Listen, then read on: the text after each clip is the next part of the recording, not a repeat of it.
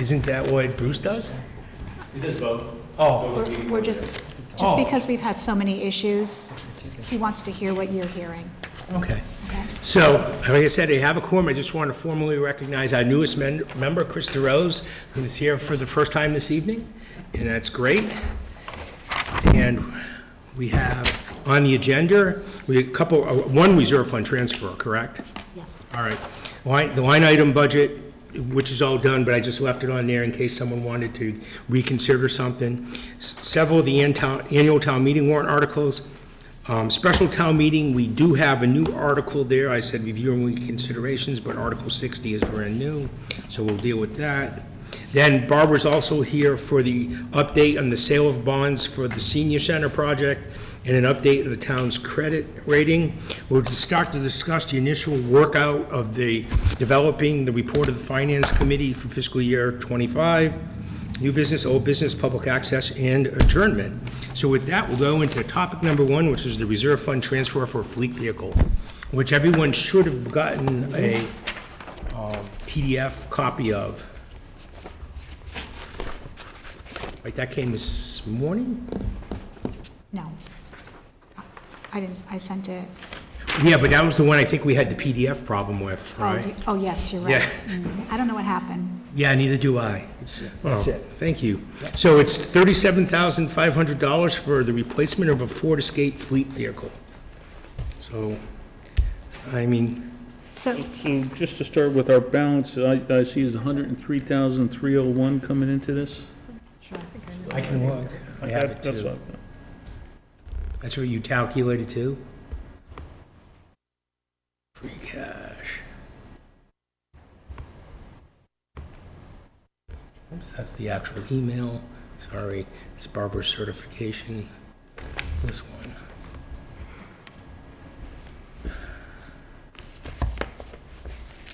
Free cash. I have coming into the meeting, right, we're still at like 4 million. Oh, this is a reserve fund. I'm having brain issues, sorry. 103,000 sounds right, because we went down and came back up. I know I have it down here somewhere exactly right. While I'm looking for it, I found it actually right now and it's opening.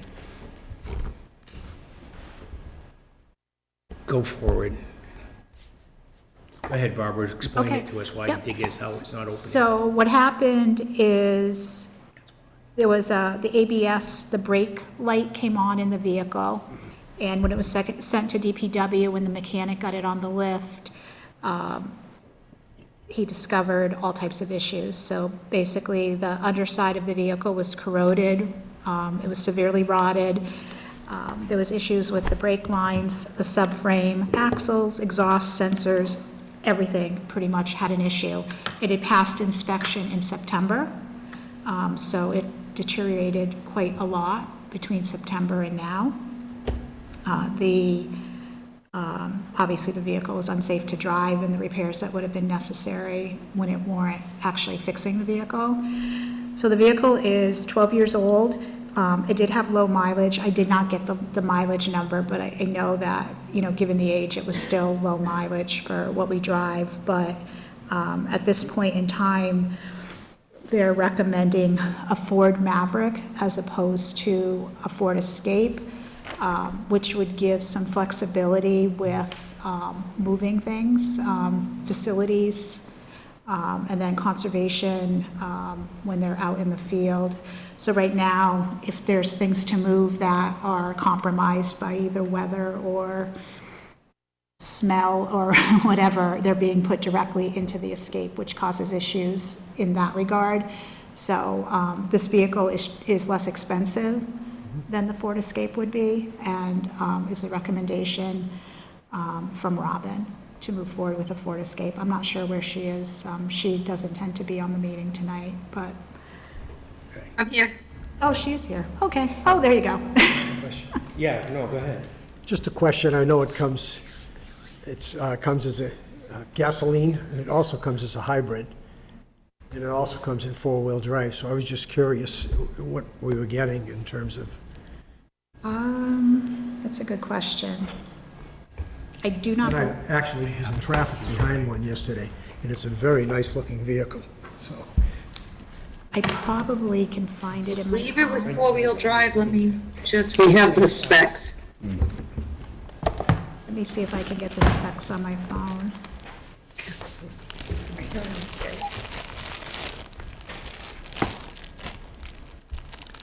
I guess it's not really important questions, but No, I mean, I'll see if I can find it for you.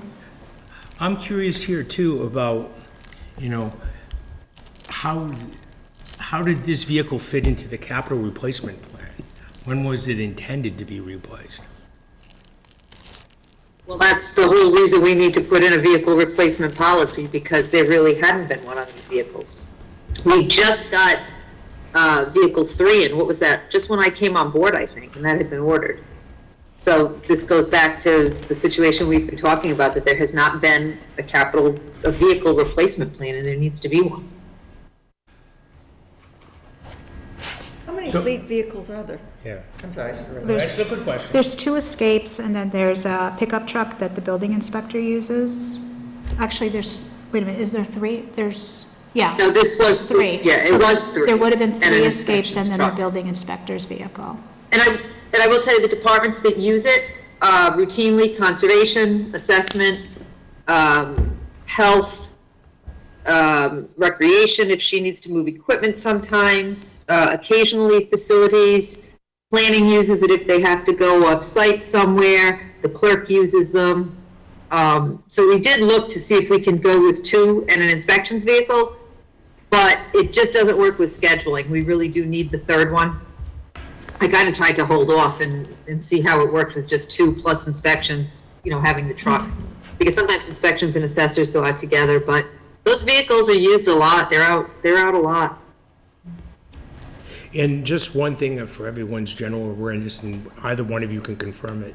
We used to kind of circulate the old police vehicles that used to come off the road, if they were still useful, as a fleet vehicle. But I guess once we adopted the green town regulations, that's no longer possible. Green communities. Exactly. Well, one other You thing, can't too. switch departments on them. You're not allowed to sort of pass them down, and it's a very costly trade-off. and I would guess, Kevin, to what you just said, the shelf life of a police vehicle that's garaged when it's not being used is longer than something that sits in the upper lot over there 12 months out of the year in the weather. Those things are outside all year round, Yeah, so aren't these and it's vehicles? 13 years old. Yeah, Well, no, this one will be too, but the police vehicles have, oh, they get abused, yeah. Yeah, no, but they're I'm not- just saying, though, they're not sitting out in the someone in salt. the public might ask that question, do we recycle these vehicles? And we used to, Legally we no cannot. longer Well, we can. cannot based on our agreement, Yeah. right? I see a lot of the DOT vehicles around the same age, 12 to 14 years. rust They're nothing left to them. It's that change in whatever they're using for salt on the roads, that liquid stuff is. So you're gonna go over the, I can't, it's not pulling up on my phone. Okay. I can go, that's, I am trying to find it, Barbara, right now. I was just curious. so Mike was right, I just wanted to say, we came into the meeting with $103,301 in the reserve fund. Expending this $37,500 gives us a new total of $65,801. So just so everyone has that the information. only thing that I was going to add is we are going to pay for undercarriage coating on this new vehicle and see if that helps a little bit. That's a great idea. And then we're also looking at the cost of moving forward with actually taking the vehicles to the car wash to actually get all that salt and everything off of them, which has not been being done. So DPW is looking into the cost of that right now. The bed liner would be a good option too, to keep it from, Where are you buying it? Is it Lamoureux Place? It probably be, so what we're gonna have to do is we're gonna have to put a request for vehicles out, and we'll have the stipulation of what we're looking for, and that we want it by a certain time, and then whoever can meet the spec and get it to You'll us. spend about $600 or $800 more to have it undercoated. Yeah, so I added, the mechanic said to add $1,000 to what we were asking, so that's what I did. Oh, you did? Okay, did, so yeah. that'll make a big difference. I also wondered too, just because I know my vehicle has it, you can get the off-road package that has not only the undercoating, but like the skid plates and all that protects the drivetrain and the oil pans and all that type of stuff, because I know some of these trucks go way off to some So this rough is not parts. a DPW truck doing off-roads. This is staff driving around to sites, maybe. Building construction sites and things like that. Right, so sometimes sometimes that's why we debated on a pickup or another escape, and we talked to all of the departments, and everybody agreed that they're not, other than conservation that brings out a lot of conservation committee members, it's usually only 1 to 2 people per vehicle. This does have a back seat if you had to put more people in there. But again, because a lot of those sites, those inspection sites tend to be a little bit off-road, or even like when health goes out and looks at septic installations, a small pickup really seemed to be the best option. So I did just find, I had some spinning going on, so it's here now. It says standard equipment. I mean, I don't know what you guys are looking for. I'm really not a car person. Technical questions you're asking. Go over to Mike, I think it was your question, right? Or What's that? who asked what the, It was Jen. But that's the, if you just scan. It's the XLT, That's which what is they're- that's what top they're looking line. Power think the seats, XLT trailer hitch, bed liner, modular hard drop-in. Yeah, full-size spare. It's got the right stuff. It's a nice truck. Want to see it? And it's affordable from the standpoint of trucks, so. That's a nice truck for that price. Did you want to say it? okay. Do we have any other questions related to the reserve fund transfer? All right, then So, Barbara, it sounds like. I make a motion. wait, Mike's got a question. It sounds like you made the case that this is rotten, unusable, and you do need to replace it. When do you see anything else coming up? We're gonna need reserve funds between now and the end of, we gotta go to the end of June, next 60 days. The only department that indicated repairs on vehicles was an issue was the fire chief, and that was months ago, and I have not heard anything back from him. At the last staff meeting, I asked people to get back to me if there was any issues, and no one came forward. So I have to assume that, I mean, I review the budgets, and everything seems to be tracking well. So I'm not going to say we're not coming back for anything, but Something's as gonna of right fall now, apart no and one we're has not made me aware of any catastrophe that's, So there's nothing new coming down the road that we're gonna need some, I just don't wanna spend the money now, and then there's something else comes up that's higher priority in the next 2 months, and we don't have anything left to spend, and we could maybe push this off to another time, or whatever, but. We might wait 2 months to get this. Is there a typical level that we keep the reserve fund, or No. it's just there. there? It's just there. Yeah, this reserve fund is part of the line item budget. So other than step, this is not a stabilization fund, this is reserve. So we go out and we get the $40 million at town meeting last year to spend the budget. If things come up that exceed those approved expenditures, that's what this Line item's reserve for. fund Okay, so this piece is is a for. So we line can keep item, the so town there's a going little- until we get to another Yeah, town. and it's under our control. To deal They with, have to come to us. and it ask has for to be expense. unexpected emergencies, not something, hey, we saw it coming, but we didn't put it in the budget because we're gonna take it out of reserve fund. Okay, all right, thank you.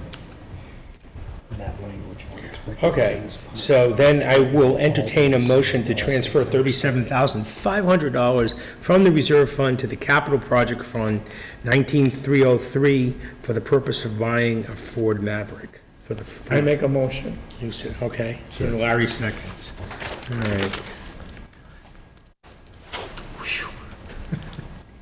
I think you did a good job getting it down to 35,000. It's probably a two-wheel drive. I doubt it's a four-wheel drive, but it's a, is it I four-wheel believe it drive? might be 4. I Yeah? believe it's 4. That's even I'll better. confirm that. Great price, 37.5? I didn't see that.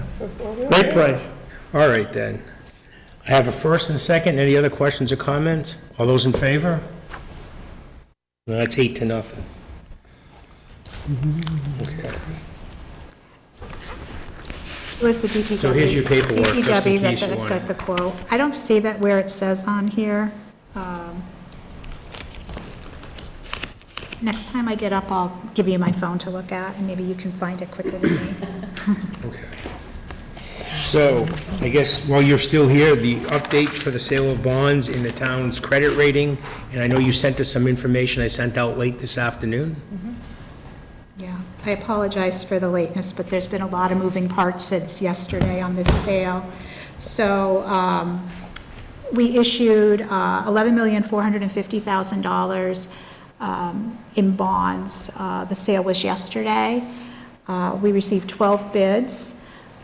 The low bid was TD Securities at a TIC of 3.451447, which I was really happy with. I think that's a great rate. So that reflects the bulk of the cost of the senior center. We would still have the $1,780,000 that was funded under the Community Preservation Act. So once the project is complete and I have the actual costs of that project, we will go back to market. You know, it's because of arbitrage and all different things with municipal borrowing that you have to be careful of. It's not advisable, and I try to err on the side of caution. I would never go forward and borrow 100% of the authorization before I knew the final cost. So typically, I will do it in two parts. And like I said, once the project is complete, we'll borrow the balance of the project. So we went to market for the $11,450,000. The bidder, so what happens is a premium is given on the debt or on the bid, and that is basically to cover, there's costs involved with borrowing, so you have to pay, you know, the rating agency, the bank, all these different, bond counsel. So that, really, it's the premium that ultimately affects, like, who's the low bidder. It's, I mean, the bids are very, very close to each other. So to give you kind of a range, so the low bidder was the 1.4514, the next bidder was 3.501, and then the highest of all was 3.62. So everything was very, very close. So because of that premium, they then resize the amount of the borrowing, because we're able to use that premium that we receive to spend it towards the cost of the project. So ultimately, when the project was resized, because of the premium, we're at $10,860,000. So that's the actual cash amount that we'll be paying back over 20 years. But like I said, I was very happy with the results. I think when interest rates started skyrocketing, you know, people were concerned that the cost would be much more, like we were talking closer to the 4.5 or above range at one point. So again, I think it's good. So we will close on this on May 15th. Okay. So as part of financing, we have to get a bond rating. So we last week had a ratings call with Standards & Poor's, and I sent you all the paperwork on the bond rating. So we maintained our AA+ stable rating, which is great. I just wanted to highlight just a few things for you and for those watching. So some of the things, and I know you all just got this, and again, I apologize, but some of the highlights are our financial policies and practices were highlighted, positive operations and high reserve levels relative to those of in-state peers, that we maintain a steady tax base. Household incomes are slightly above average nationally. Economic development in the existing tax base resulted in good tax base growth and lowering of tax rates. So, even though we all know that if the tax rate goes down, your taxes still go up, but that is a reflection of growth in the community when that happens, so that's a positive. They highlighted that our 2023 operating results were positive. We have favorable revenue and expenditure variances consistent with previous years, and that we've maintained a positive operating result in the general fund for well over a decade. And then they also highlighted that we maintain a strong available reserves. So I know that we're going to talk about that a little bit later, but pretty much all the things that I've been talking about and Robin's been talking about, this is why we do the things we do, and it's all highlighted in this report. Can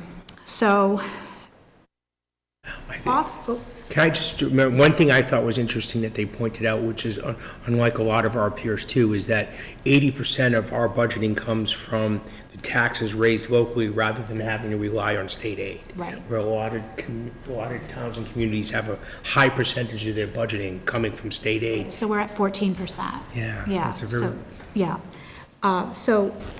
After the ratings, so when we sat down for the ratings call, we basically sat down saying, we'd like to be upgraded, because we feel that we as a community are doing everything right based on all the things that I just read to you.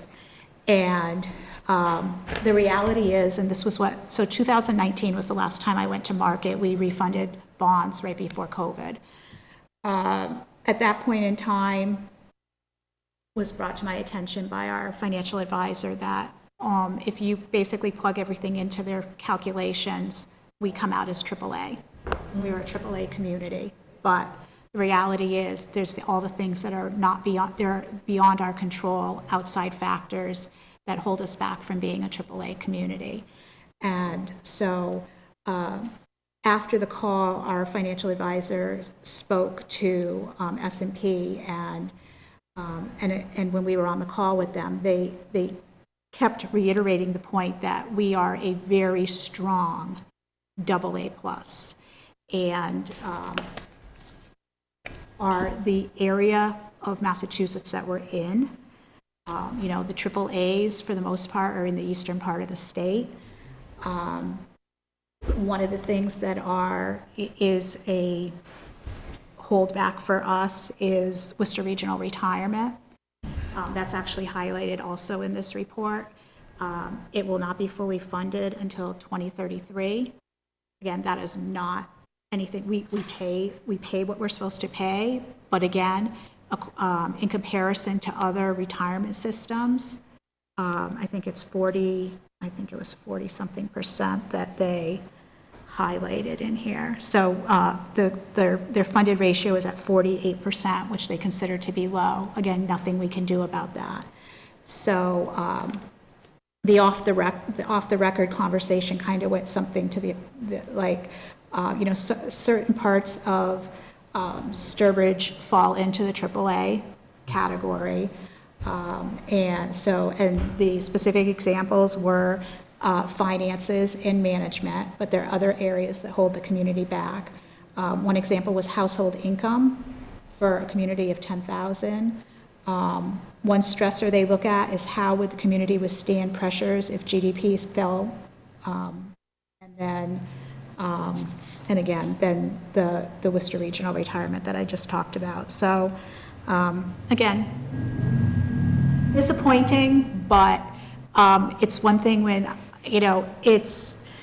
when you see all the things that we do have control over, and those are all the positives, and we're doing well in those areas, and we are comparable in those areas to AAA communities, then, I think that's a good testament to Sturbridge's finances. So I just wanted to highlight for you those things, because a lot of times, a lot of the stuff that I do is behind the scenes, and nobody really knows, what happens in the finance department. But, this is something that I'm very proud of, that, it was a good interest rate. and, a really good report for the town. And so hopefully we can continue that moving forward. I think, Chris, did you have a question? Yes. If I could jump in really quickly? All right, go ahead, then we have a question. Yeah, I just want to thank Barbara. We sat on that ratings call together with Jean Bouvon, and Barbara has just done such a phenomenal job with the town's finances, and it just deserves just a couple minute comment here from me, because the continuity is part of what makes town stable. It's not just that we have, good finance practices for 2 years or 3 years. It's the continuity that she's provided, and so I just think that that's certainly worthy of some recognition. I'd agree. So, Chris, you have? I was just curious, if we were able to get AAA rating, how would that change the financing we just talked about? It would have probably just been minimal. Minimal. Every month, the bank issues, like, everybody who went to market in a time period. So when I get other results, You see everybody. I do, based on ratings, so I can share that with you guys when I get it. But I had asked that, so, she said, you sell and you're like, well, the rates look good, but unless somebody's like, yeah, those are, because you don't, like, we're not in the market Yeah. every day. And so she said, they were better than someone had gone to market like a couple days before us, but they also didn't have a AA+ rating. So I will definitely, because I'm actually interested in that too, but it doesn't, you have to do it in the moment that you're in, because it's, I can't look back and to another point in time, because every day is different. And then the thing too is, like, on the first, when I got up in the morning and the news came on, it was like, oh, the Fed's meeting today. And I was like, oh gosh, why are they meeting today? I mean, literally, that was like the first thing. And, luckily, that didn't affect us, right? And ultimately, they didn't do anything, right? But, so every day it's just hard. So if we have other AAAs that went to market also on the first, then we can be like, okay, on the first. But I'll give you what happened when I get the results for May. But it might not still be apples to apples, because, as you know, a politician can say something Yeah. that, the market goes up and down and everything. But I think that, a AA+ stable is literally just one notch below the AAA. Yeah. And I mean, when you look at our track record and the continuity of, we're not a town where our reserves are going up and down, and, because they're looking at the history of the town too, not just the snapshot of the year, right? So, but I will definitely share that with you, all of you, yeah. Go ahead, Mike. I got a quick question about, and I think you're doing a great job with the finance department. I'm just wondering how you were financing the building of the senior center, the build-out of the senior center. How's that all being funded now? That's what this is. So nobody's got any money yet? You had to, it's moving right along. Yeah, so I had borrowed short-term. Yeah, okay. So that short-term financing that I did gets rolled into now the I permanent understand, debt. okay. That's what I was trying to figure out, where the money was coming from. Yeah. Okay. Good question. I can look at all that, I look at all that material on there, and I wouldn't have, that all had to be paid as soon as that stuff hit the ground. We hope, yeah. Yeah, yeah. I don't think they'd be still working if we weren't paying. They weren't. Definitely paying our bills. Okay. Okay. Do we have any other questions for Barbara? Just a thank you. Yeah, really, thank you. Thank you. Good Doing a job. great job. Excellent. All right, then. Okay, so because I'm gonna get in my car and drive home and then jump on, okay? We're taking up Bob and Wally next, so. Yeah, that's fine. I just, while I'm here, and it's easier to talk Yep. than when you're on the, so you didn't put this on the agenda, which, I don't see annual town meeting. The what? Well, annual town meeting, but I don't know if you're willing to take this up or not. I do have the revised numbers for the senior center No line item budget? in a line item budget. I'm not sure. I mean, that was kind of unforeseen, and I think it would fall under that. It's probably okay to amend that number But we have tonight. review and consideration of it, so. You're talking debt and interest, or you're talking Yeah. operational? I'm talking about the line item budget, the senior center principal and interest payments. So I just didn't know if you wanted to do that while I'm Yeah. sitting here. So let me, let me ask a general question. Is it a material change, and do we need to do it, or we just live with this budget and you spend less than what's? No, been because it's a approved in debt here? exclusion, so I would like the number to be accurate. Yeah. Okay. I'm referring that too. Okay, so the first thing we're gonna need, we're talking on the line item budget, page C12. It's the last two, debt service principal, and debt service interest. So I'm going to need, we're gonna need two motions to reconsider. So I need a motion to reconsider the debt service principal. So moved. Hang on. That gets us to zero.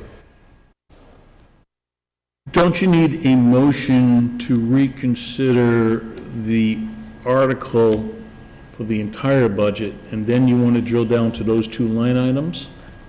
Yes, actually, you do. Yeah, Because technically. you already voted the budget. Oh, an Article 4? Okay. All right, we'll go that way. We'll go multiple steps. Okay. So I just want to make sure that it is Article, I think it's 4, right?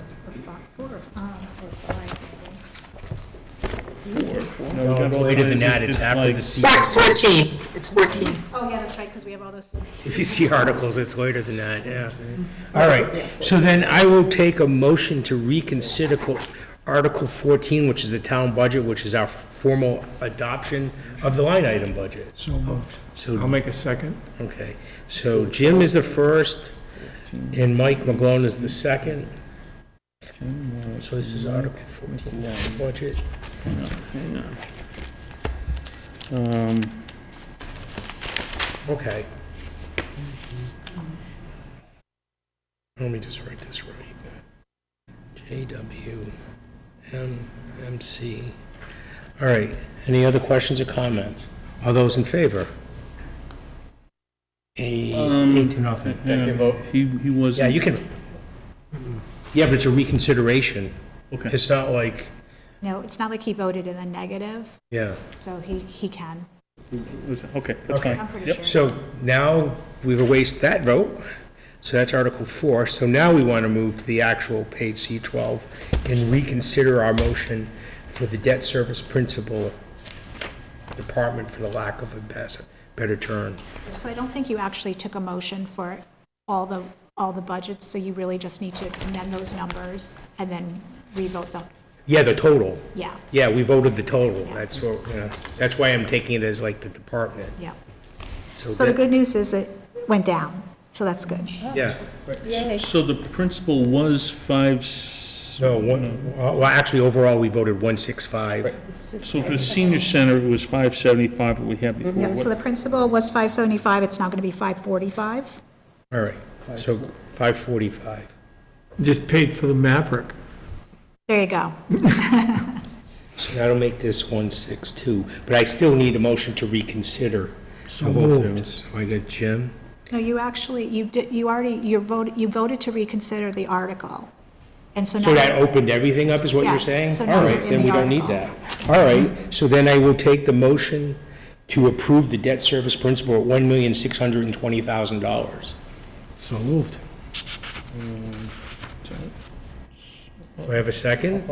I'll second. Mike? Debt service principal, 1,620,000 versus 1,650,000. So that's Waddick and Hager. Yes, Warwick and you. Any other questions or comments? All those in favor? That's 8-0. Okay. All right, so now debt service principal is going to become, So it's going to go from, interest, sorry. yeah, interest from 509,750 to 478,000. Do you know what the new total is, or do I have to I do didn't that do that, number? I'm sorry, Kevin. Yeah, it's okay. What was the new number? 478,000.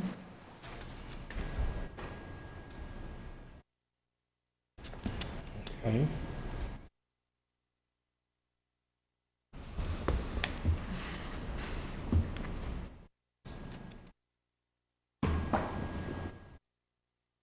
$478,000 even, right? Yep. So So I come up with $691,546. As do I. So the motion is going to be debt service.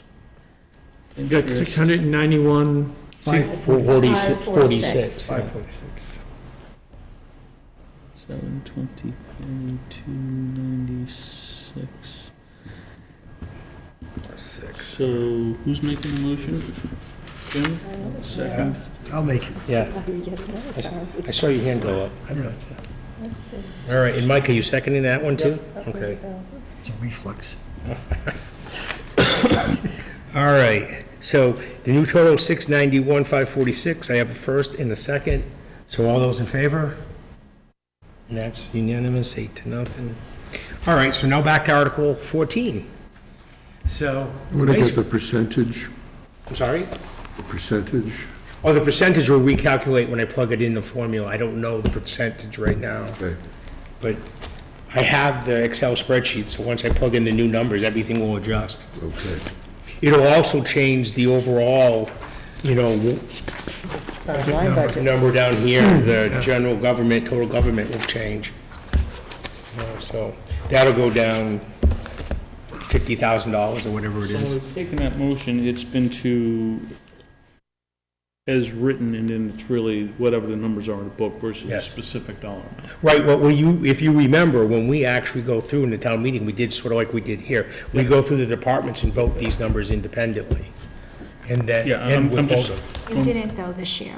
Yeah, we did. You didn't do each one independently. You talked about them all, and then you only held like 3 or 4. You voted everything as one. It was Yeah, but we one. did it like we did at the town meeting, one. Yeah. I guess I see what you're saying. Instead of doing a separate vote for each one, we curated them together and voted once. All right. So I have 8-0. Got that all set. We need Article 14 now again. so you want a motion to approve Article Article 14 14 is as written. written? Correct. With the new, whatever that new number's gonna be versus. Well, the number's not specified in Versus there. specifying a particular dollar. Okay, that's Yeah. fine. If you read that article, it just says an appropriate sum of money, which is the one at the bottom of the line item budget. It's written, okay, gotcha. Approved is written. Do I have a first? Anyone? Mike? And Kathy seconds? Okay. Mr. McClone, Kathy Who Neal. was your first? Mike McClone. I saw 2 hands go up. I don't know Yeah, I which think I one did was Kathy going. the second. I was the second behind. Any further questions or comments? After the vote, I have a All those in question. favor? That's 8-0, so I don't have to change anything. So, in rough numbers, we just reduced the budget by $60,000. We didn't change anything else in here, so since this is raise and appropriate, are we saying at the end? It's a debt exclusion, so you didn't get any, there's no money. There's nothing Oh, there. that comes on It's top just- of All whatever we we raise really and did appropriate. is Yep, okay. cut our Prop 2.5 limit, the cap, our distance to the Correct. cap, that's all we Yeah, did. you don't have any excess to spend. So what was $12,000 at the beginning of this? Still 12,000. No, it's 72 now, give or take whatever the number was, and plus I think there was something else that got cut. The school got cut last week, if you remember, right? The budget item for the school Yeah, was different. so again, a budget is always a moving target, right? So the numbers we presented were based on a lot of assumptions. So we used the governor's numbers. The House numbers are now different. Some of them are lower, but we're not worried because Senate numbers for the state aid have not come out yet. And then once they do, then they'll get together in conference committee and they'll hash it all out. So, and then the other thing that the issue with the number for Tantascwa, but we also, since the budget was put together, we received a marijuana quarterly payment, which was actually considerably lower than what it was the same quarter the year before. So I'm probably going to have to adjust the marijuana revenue numbers that I put in the budget book lower. So really, It's gonna wash. it's going to wash, but like I said, everything is a moving target, but we're close enough that it's, everything's going to work in the end, but, we don't know where state aid's going to be, the marijuana money now, coming in lower. But again, we're not setting a tax rate until September. So I'm gonna also capture all, like, what the revenue does for the whole fiscal year when I go and put the revenue numbers in for setting the tax rate. So again, everything's a moving target, so that 12,000, you know, it was good on that day. Yeah, just for education, for like, in my experience with this, page E4 is the most important page in this entire book. And that's the one we always do, you know, it's budget analysis of revenue versus expenditures, and that's where the number would be changing. That's it, just that cap limit would change. So what's gonna happen on that page when you're on it, so if you go to that page, I'll wait for y'all to get there. That's Yeah, it. but so on the left-hand side where it says debt exclusion senior center, that number's now gonna come down. And it's gonna come down by the same amount that the budget number comes down, and that's why, in the end, it's a total wash, because the revenue that we can raise goes up, the expense goes, both go down. So the net effect is the excess levy limit will still be that 12,870 number? It will, because we're changing the Not the number. 70 number? Because we're changing the revenue, though. If the revenue had stayed the same, it would have been the 70 number. Right, in this case, just because it's a debt exclusion. But yeah, I was thinking we'd have an extra 70,000 Yeah, I we can raise and appropriate, but they're both coming down. It only stays- because it's a debt stays exclusion, at that. right. Unless you go back and say, hey, revenues have changed, I can increase the revenue side, and that gives us a little bit more room over that side. Right. Yep. But that's how you, the nutshell picture. And we're gonna go to town meeting well before we know what the state budget's gonna be.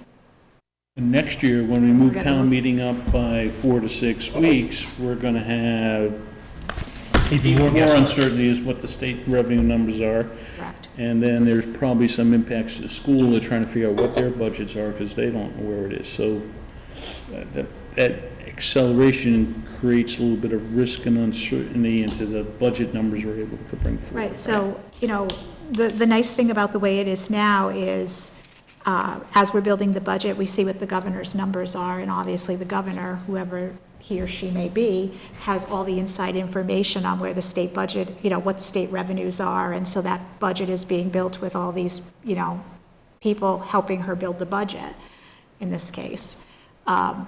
When we're trying to put a budget together early on, so usually by the end of January is when the governor's budget comes out. We're going to be well into budget season at that point, because you're going to have everything backed up. So we're going to be finishing in, you know, early April. So we're probably going to be building a budget with having to level fund state aid, because we're not going to have any idea what's going to happen. And then as we go through the process, as numbers change, then we can potentially change things. But it is going to be more difficult, yes. And it's not only for us, but the schools, because they go through the same process. They're setting their budgets based on state aid. So Right. again, we're trying to put our municipal side in and trying to meld in their, what comes from their processes as well. Okay. Yeah, because they're We'll looking, have to see if yeah, they can they're looking support at our our new state aid contract. numbers, and then they're looking at Chapter 70, what that would be. And that's how she's building the school budget. So the balance to risk, you level fund versus assume some increase. That means we bring in tighter budgets. Yes. On the school side, they either are forced to give us tighter budgets or, you know, smaller state aid piece and a larger piece coming from the town side that then puts more pressure on our end. And then if we get more money coming in, then we set ourselves up for a special town meeting to fund for some things that maybe didn't make the cut because of the conservative approach to the budget. We could, but we also are a semi-annual community, so we set our tax rate in September. So Once it's set, you lock you have a in. very short window to do all that. I mean, will we do it? Yes. I mean, when I started here, town meeting was in April, and we got it done, but again, the economy is a lot different now than it was a lot of years ago, so, We'll work through it, see where we end up. yep, we'll see what happens. Okay. So are we expecting you to dial back in? Yeah, so, but one more thing. sure. So the stabilization fund transfer, are we prepared to talk about that tonight? Oh, yeah, it's on the agenda. Yeah, That is all the way down the end somewhere. I guess the one that comes, so I was trying to get to you. The article act, the title says There it is. reserve fund transfer. No, we changed Changed it. that? Okay. What article was that? I'm sorry. Article 24, stabilization fund So there were transfer. two articles with similar titles, stabilization. It now says stabilization transfer.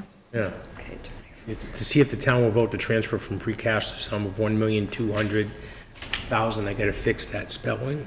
Okay, $1,000 and $100 to the stabilization fund. So, I mean, the summary is very generic, right? Represents increasing to 7.5%. What's the balance left in it at the end of it? I think that is in the newer, No, it's not. it is that? No, this is the new version. In an earlier article, we're moving. Let me look at it when I'm. Yeah, you can when I'm provide still- it later. But let me just, I'll just say this about the article. So, I am not trying to reduce our reserves with this article. All I'm trying to do is move money from free cash into stabilization. The money that is in a stabilization account earns interest, and then that interest stays with the fund and can be expended. So, right now, our balance is actually below what our reserves say. So I'm trying to bounce it back up. So our reserves say 7 is the low, so this would put it at 7.5%. And I will get you the number of what it'll bring the balance to. All right, so let me just do this. So this is going to take like, roughly, I was just kind of keeping a rough track.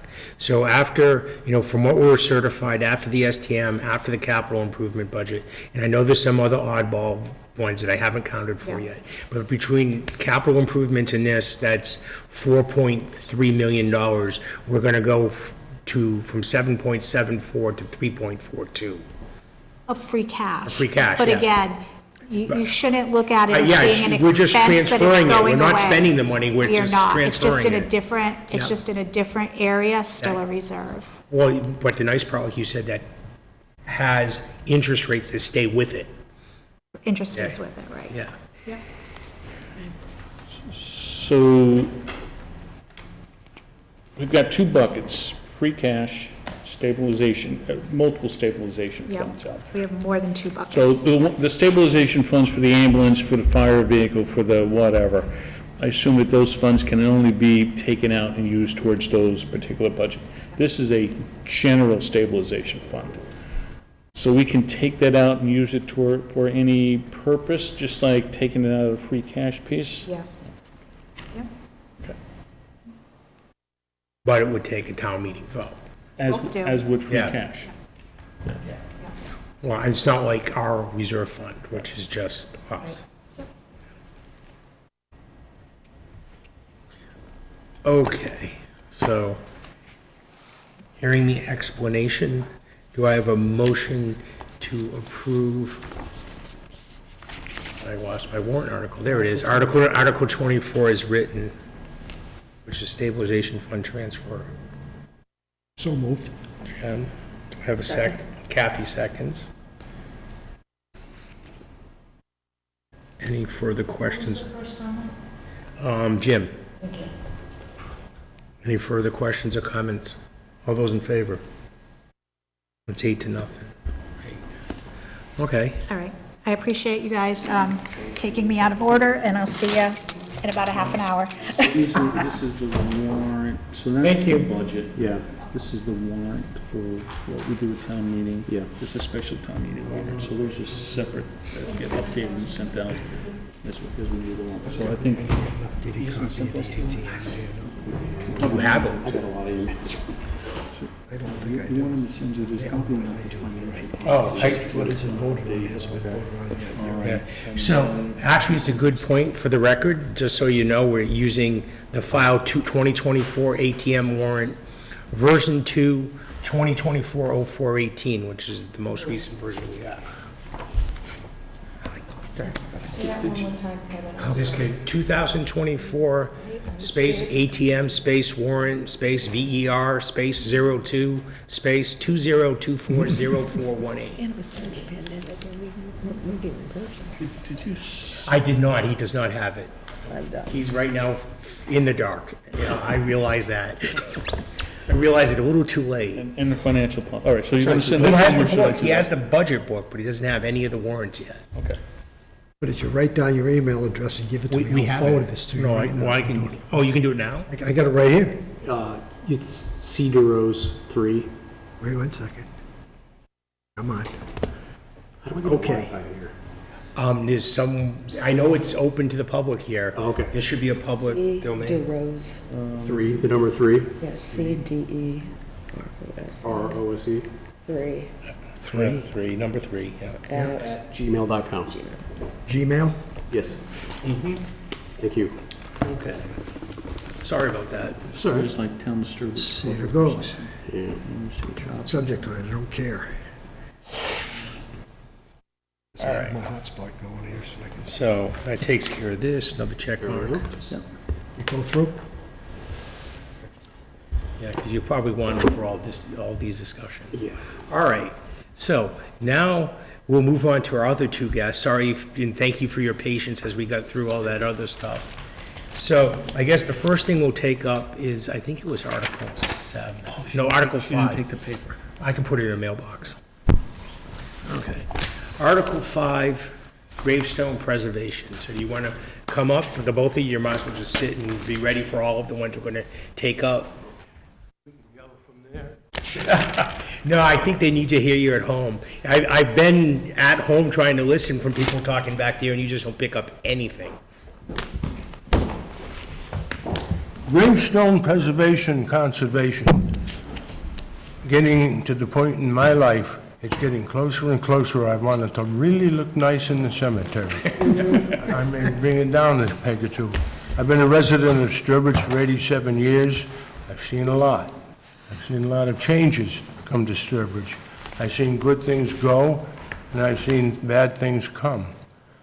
But no matter what happens, these people that rest across the street and down the street here in the cemeteries, they don't go anywhere, they don't complain, and we forget about them. Back maybe 18 years ago, I was become involved with the Community Preservation Committee, and I was reading an article in the Telegram and Gazette, said that on a Saturday, they asked volunteers to show up in the hugest cemetery around here, Hope Cemetery. They were going to clean gravestones. I said, well, now that's something that all cemeteries that I've ever looked at need somebody to clean the cemetery stones, and they can be cleaned. And the group of volunteers showed up, and they spent all day Saturday, and they cleaned gravestones. How they chose it, or if they just says, when you find one, that's yours to clean. They explained to them, showed them how to clean a gravestone, and they did. And I thought, you know, CPC, the Community Preservation Committee, is looking for something. And so I mentioned to them, there's companies to clean and restore gravestones. Should we look into it? And we did. And so we hired a couple, and they agreed that they would clean them, and they have come ever since. One thing that there is, a little hokey pokey if you want, if you go over $9,999, you have to go out to bid. And after about 4 or 5 years, we knew that the couple we had were doing an excellent job. And there's no need for us to go hunting around for somebody that we didn't know the quality of their workmanship. So we agreed that we would go about $9,500 for each year. This way, we didn't have to go out to bid. We got our work done neatly, cleanly, and these people were pleased to come to Sturbridge and have been coming ever since. So that's the history, how we got behind it. Now, we're still doing stones. They did a complete inventory of both cemeteries. It was their first job that they did. So they knew what broken stones were, they knew where stones need to be cleaned. They knew pretty much anything that needed to be done in the cemeteries. And from there, they have chosen stones each year. And I became involved as, I'm a volunteer. Nobody pays for my work. I don't ask for anything for my work. But I work with them in a sense, knowing what they're doing, keeping track of what they're doing, and ask me, are there other stones that we're not seeing that need to be done? And this is how we get to choose stones that are worked on. Then you have these unfortunate times. We had a well-known tree company come in to trim a tree over in the cemetery, in North Cemetery. Unfortunately, for whatever reason, a big branch came down and wiped out 5 cemetery stones. So to them, that was no problem. We just can't do them all, but let's work on those 5. And some needed to be pieced back together again. The stone itself was in 5, 6 pieces. And yet, when you go by there now, unless you really look close, you will never notice where the stones are pieced together. This is their talent, his talent. And so, all I can say is, we have hired the right people to do it, and at some point in time, not too far off future, they'll retire, and I am not sure what the town will do then, because good conservationists with cemetery stones are hard to find. And I would like to tell you one quick story about one where they got diverted. The stone used to be leaning against the wall across the street in the center office building. In the cemetery, and then very west end, there's a stone wall that holds up the parking lot, really, in back of the building. And there's a stone in there just protruding out a little bit. Nobody wanted to dig it out because it was filled with brambles, bees, and a great farming place of poison ivy. And most everybody I spoke to, would you like to clean that up? I know I didn't want to. And they said, no.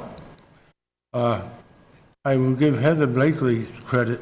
When she became the head of the highway department, I assumed it was her idea because nobody else wanted to do it. She had it cleaned out all along that wall and took out the poison ivy, took all the dead stuff, and then we were able to retrieve the broken stone. Broken stone belongs to Ephraim Albee Webster. He died July 17th, 1813. We took the stone out, and I don't know if you can see that the whole bottom part of it was broken off. And they said, oh, we can fix that. And so they did. And this is the picture of the stone in place. And we researched the records, and we found out where it should be, and they put it back. So Albee's been there for 80-some years, and now he's back, and we think, I'm not positive, but I think that they're right, that he now sits next to his parents in the old burial ground.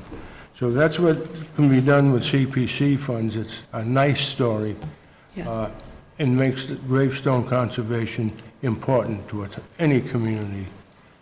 So I hope that you will approve the proposition that you've been given for the amount of money that they asked, which is, I'm sure, $9,500. Yes, as it has always, yeah. Yeah. Thank you very much. Thank you, Bob. Any questions about gravestones that I can answer away? Okay. All right, then, thank you. And so I'd entertain a motion on Article 5. Do we want to approve it as written? I'll make the motion. To approve it as written? I'll Okay. second. And then, see, seconds.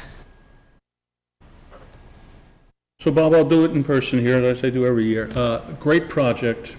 I do a lot of genealogy. I'm always looking for those 100-year-old stones to take pictures and add to my own little family history there. With this ask, just in North Cemetery alone, we're probably $80,000 to $90,000. Yeah, $9,500 a time is a small amount. It's just a lot of money. And it just keeps on going and going. It tells me there's a bigger problem with overall maintenance and care. So, or, we're just trying to do whatever. So I think the volunteers, there's probably a way to leverage some extra help, get a little bit more value other than just relying on, the folks that you're relying on to do this.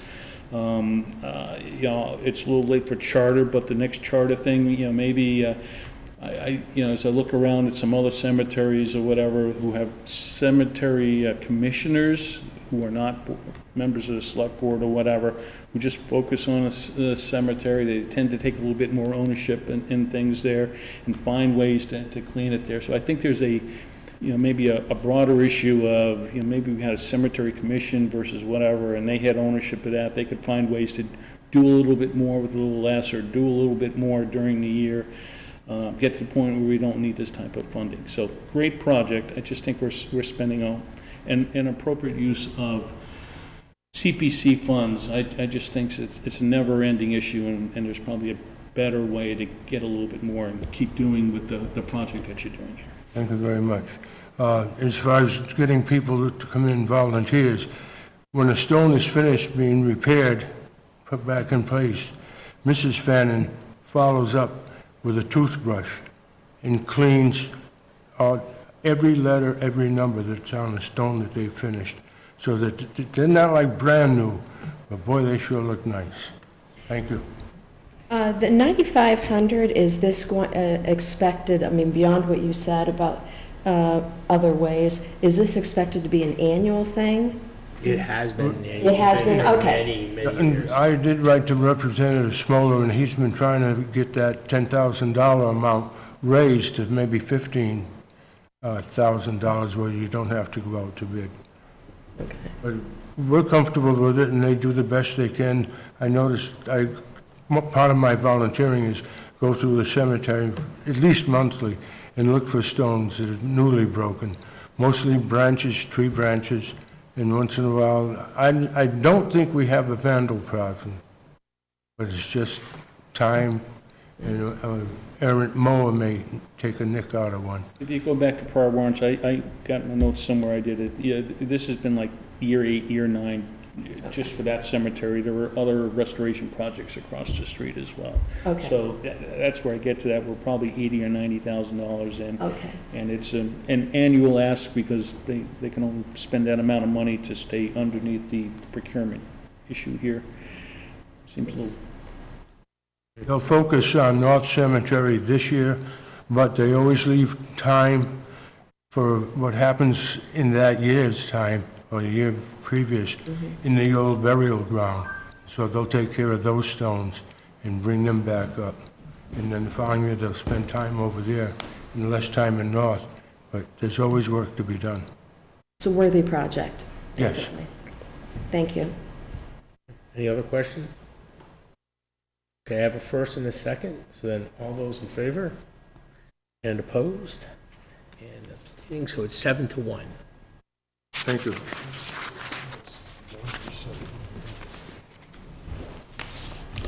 Okay, so, moving, that's a check mark there. So the next one is the Honor Roll and Civil War Memorial Plaque. I don't know if this is not working.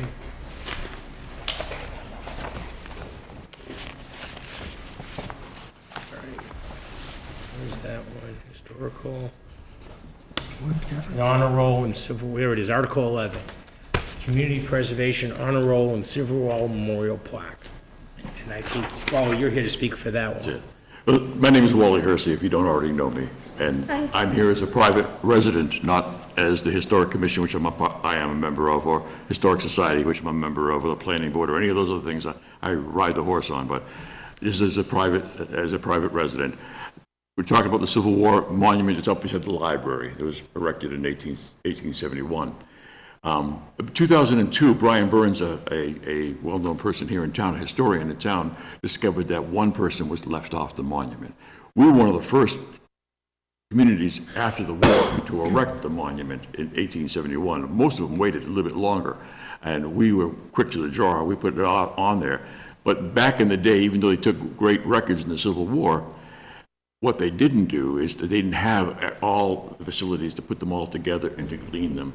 And it was a simple mistake that William Blood was left off the monument, and Brian Burns did find that.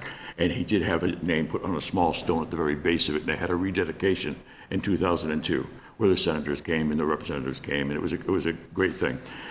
Since that time, in 22 years since that time, doing research has changed dramatically. And I like going down rabbit holes. I was looking for something entirely different. And what I ended up doing during the past year was looking for research about something, as I said, different. But I found that the names you have around here, for the Defenders of the Union, all on here, and there are two that are on the wall here that died in combat and or from disease that aren't on the monument, in addition to William Blood, who was left off there. And what I did was I had to do an awful lot of due diligence to find out who they were. Ferdinand Rogers is one of them. And what happened with Ferdinand Rogers is he had enlisted, served, was wounded twice, once in the chest with a very severe wound, and about a month and a half later, he went back into the front lines. He got wounded again in the leg, which really did him in. So he came back home to Sturbridge. Everybody saw him here in Sturbridge. Everybody realized Ferdinand Rogers had come back home to be home. For 18 months he was here until he got itchy feet and he decided to re-enlist again. Nobody knew he did that, apparently, because he went and re-enlisted, and he died in battle again in 1864. He is not on the monument, and nobody knew. When A.B. Chamberlain had helped to redesign the monument in 1871, and he was a Civil War veteran himself, that name escaped him entirely. He did not understand why Ferdinand Rogers was not on there. He probably didn't even realize it. The other one was Simon Newton. Simon Newton was on the plaques here as well, but he's not on the monument. What ended up happening was he got sick on the lines, and usually for every soldier that was shot in battle, at least 9 died of disease, and he did die of disease. He died in Webster at a regional hospital there during the war. And the third one was, during the time, Sturbridge did really, really great. I just gave a presentation for the Sturbridge Historical Society on the Civil War at the Public House last Thursday, which is now on video, thanks to Bruce and Steve. So if you want to watch that, you can. And you can learn about bounties. And during the Civil War, what they ended up doing was that you had a quota to fulfill in your town to make sure that your citizenry were protected. You had to come up with young men to serve. We always did. A couple of times we went to the draft, but paying bounties was great. We always raised money to pay bounties to somebody. And why not? A lot of Sturbridge people went to Charlton because they were paying the bounties at the time, a higher bounty. The federal government gave us bounties. But around 1863, 1864, President Lincoln said, you can pay bounties to anybody, even down south. If you could send agents down south, you could find a person down there that would serve, and their service would be credited to Sturbridge, and they could, and they would, if that happened, they would meet their quota. We had another one. His name was Crockett Edwards. He was a young man from Mississippi. He took the bounty to honor Sturbridge, and his service was credited to Sturbridge. And he died of disease as well. So there's 3 people there. Those I asked the CPC for, and I gave the documentation to them for, and I printed off some of these things in case you guys have no time in your hands. Later on tonight, as you go into bed, you can read the story of them all. There was also a question of one that is still up in the air. However, that one up in the air, Asa Crosby, I don't think he's ever going to be. He came back and he went on to live a happy life, but there's a question of him dying. During all this figuring this all out for the Civil War monument, just about, a month and a half ago, I found another one. And he came home, and when they had their deaths recorded, and I didn't bring his stuff here, but they had to have the place of death and their hometown. And they had it listed here in the Sturbridge Book of Deaths. That is in 1863. William Willitson came here, and his hometown is listed as Sturbridge, and he was killed in New Bern, North Carolina. And his mother was the informant, so she must have been here. Either she relocated here, or he's right before he enlisted. We're not going to go that way. That's a rabbit hole I can't get into right now, but I will find out where it happened to him. He was credited at New Bedford, and he's on the monument there, but his body came back here. And that's it with the Civil War thing. I asked for a certain amount of money to make a bronze plaque to put on a stone there at the bottom, and I hope I hope that there aren't any more, but you never know what's going to happen. That Willotson could be a fourth one, but we're not going to even talk about that right now. The stone that's up there right now is William Blood, is a granite stone. It's a carved granite stone. And although I did talk about a bronze stone at the time, something similar to William Blood stone would be the same. It would fall within the same monetary amount was asked for. I don't have it in front of me here. I think it was like $700, something around that amount. The bronze would be about this big. So, Yes. well, I just have a technical question. So it's not going to be a bronze plaque? It's No, gonna be- that's the plan, is to be a bronze plaque. However, if the feeling was that, if you had a place to have the bronze plaque, although people did like that idea, on a stone, because we mount it on a stone, not on a rod or anything like that, to match the one that William Blood had, then that would be okay too. And that would be probably the cost, probably somewhat less to have a regular stone. I don't want to have a whole bunch of items with names on it that would be changing as time went on, but I wanted to have something that was similar to that, and a bronze plaque seemed to be appropriate. So just so I'm clear, I think you started this conversation of this was a personal project of yours, and as opposed to this is an ask coming through the Historic Society? Historic Society, I brought it up to their attention last summer, and they were concentrating more on the presentations of the year, and they didn't want to get involved with any other major projects. Presentations they've been doing for 40 some odd years at the Public House are very important to them. And about a year and a half ago, they came to me and they asked me to make the Historic Society more public. So what I ended up doing in that regard is I put them online, and our membership we did on Facebook. So if you're not on Facebook, you're missing out a lot. Sturbridge Historical Society on Facebook, and about 2 or 3 times a week, I put in a essay about Sturbridge history, and there's well over 400 of them. And I came up with a good list of Sturbridge notables that nobody knew were there. And that was it. So I did this as a private citizen, only because I wanted to get something done and then have them recognized. The Historic Commission, when I was on there too, this is not their purview as far as putting monuments up anywhere at the moment. They're into doing the historic survey and that type of thing. This is not what they do, or what we do on the Historic Commission. So as a private citizen, I just stepped up. So I guess I'm not questioning your research, and I'm not questioning the intent to, later in time, we found we missed a few names. Had we known it back then, we put them on. It's all great. I get hung up on the process issue. We're talking a permanent public monument dedicated to whoever. Is it up to an individual to place the names and do whatever, or is there more of a process where, now that you've done this research and we need to make amends or make some updates, where's the peer review? Where's the overall process for, a permanent monument erected by residents of the town to make sure that others agree with whatever, and that this is something that's worthy of a monument? I agree with that. In there, and that's the piece I'm, both this one and the other item in here of, it feels like there should be one more process step. The historical committee or somebody, it may not be in their purview, but should say, let's take a look at what an individual has brought forward, and yes, we agree, and it rises the point of a permanent monument, and there's another set of eyes just making sure that the names we're putting on there are accurate or something. So, and that's the part I. That's why I have my research that anybody can check on. But last summer, when I brought this up originally too, a year ago this spring, to the Historic Commission, they told me they weren't interested in that. That was not what they were there for. The Historic Society last summer, when they're looking for things to do, I brought this up to them too, and they weren't interested in that at all. So, and when Brian Burns did the research in the early 2000s, and his work presented and brought that forth, and there was no peer review at the time of that. Brian went on his credibility as being a historian and written the book on Sturbridge too, which was enough to go by.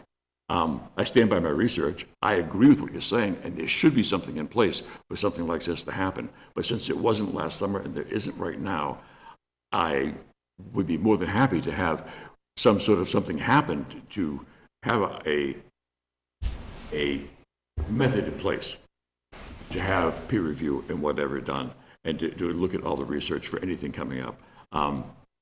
That's important. History is based on facts, and you have to exhaust the facts as much as you know. Studying genealogy, you have to, and that's extremely important. The things that I found online regarding the soldiers that were missed on the thing, they weren't available, or you didn't have that ability to find them in 2002. They're in the libraries, but where do you start? And where do you find these things from? And which direction do you go in? And now it's just a matter of just sitting down in front of your table or your laptop at home and just do an overwhelming search and then drilling down from there. You can do that now. Then it was more difficult. And you had to do an awful lot of legwork too. So I agree with what you're saying. I still think that they should be recognized as it is, and I'm free to share any of the information I have with you folks just to look at it as well, to see that it's not. I take a lot of pride, as Bob does, I take a lot of pride in the research I do.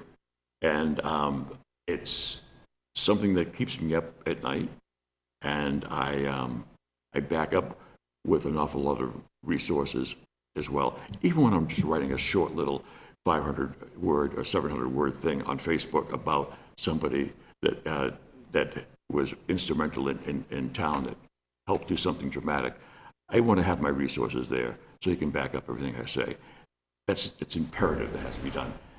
And that being said, that's what I have here as well. I just ask that you would consider going forward with this, and also I would like to also be able to have something in the future too, a method in place. And how that comes about with Historical Society, I don't know. But Historic Commission is already thinking on that right now as we're speaking now. I know Charlie and Rich Foley, they brought the same thing up too. Having something, a mechanism in place to do that, and that'd be a wonderful thing. Could I just jump in on that, Kevin, quickly? Go ahead. Yeah, I mean, I agree. It would be nice to have a vote, a review, a committee. And if we can work with either the commission or the society to do that, I think that would be great. I will say all of these things do have a significant vetting process from the standpoint of it does have to get voted by CPC. It's placed and supported by the board. FinCom makes a recommendation. And then ultimately town meeting decides. And I think if the public feels uncomfortable, they won't vote it. And so there is a check and a balance. It's not just Mr. Hersey says, hey, I want money, and he gets money and does it. I agree it would be nice to have it more formalized in the future, and I'm happy to work on that with those commissions or committees to add that somehow or create a policy. I think it's working. I think it's the need to get a process, not work with them to come.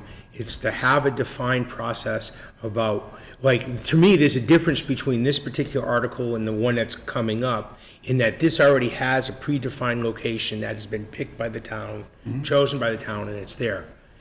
Part of the debate with the other one is, where do these monuments now? We have a location, and with the one you're speaking of, Kevin, we do have a location. The location that we had originally spoken to in front of the library, that was a suggestion by Andy of Recreation Department, and that was even something I thought of. But we do have locations, and Andy, not jumping ahead, but the locations that is, and I met with her just recently about that, and I met with the Recreation Department about where those would go. You don't want to litter your areas with historical rhetoric and plaques and stuff like that.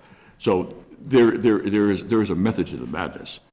Well, no, there isn't. There isn't a defined method at the process. That at this point in time, that's part of the problem, right? We all saw the email chains going around, where was this going to be? And I would love to see.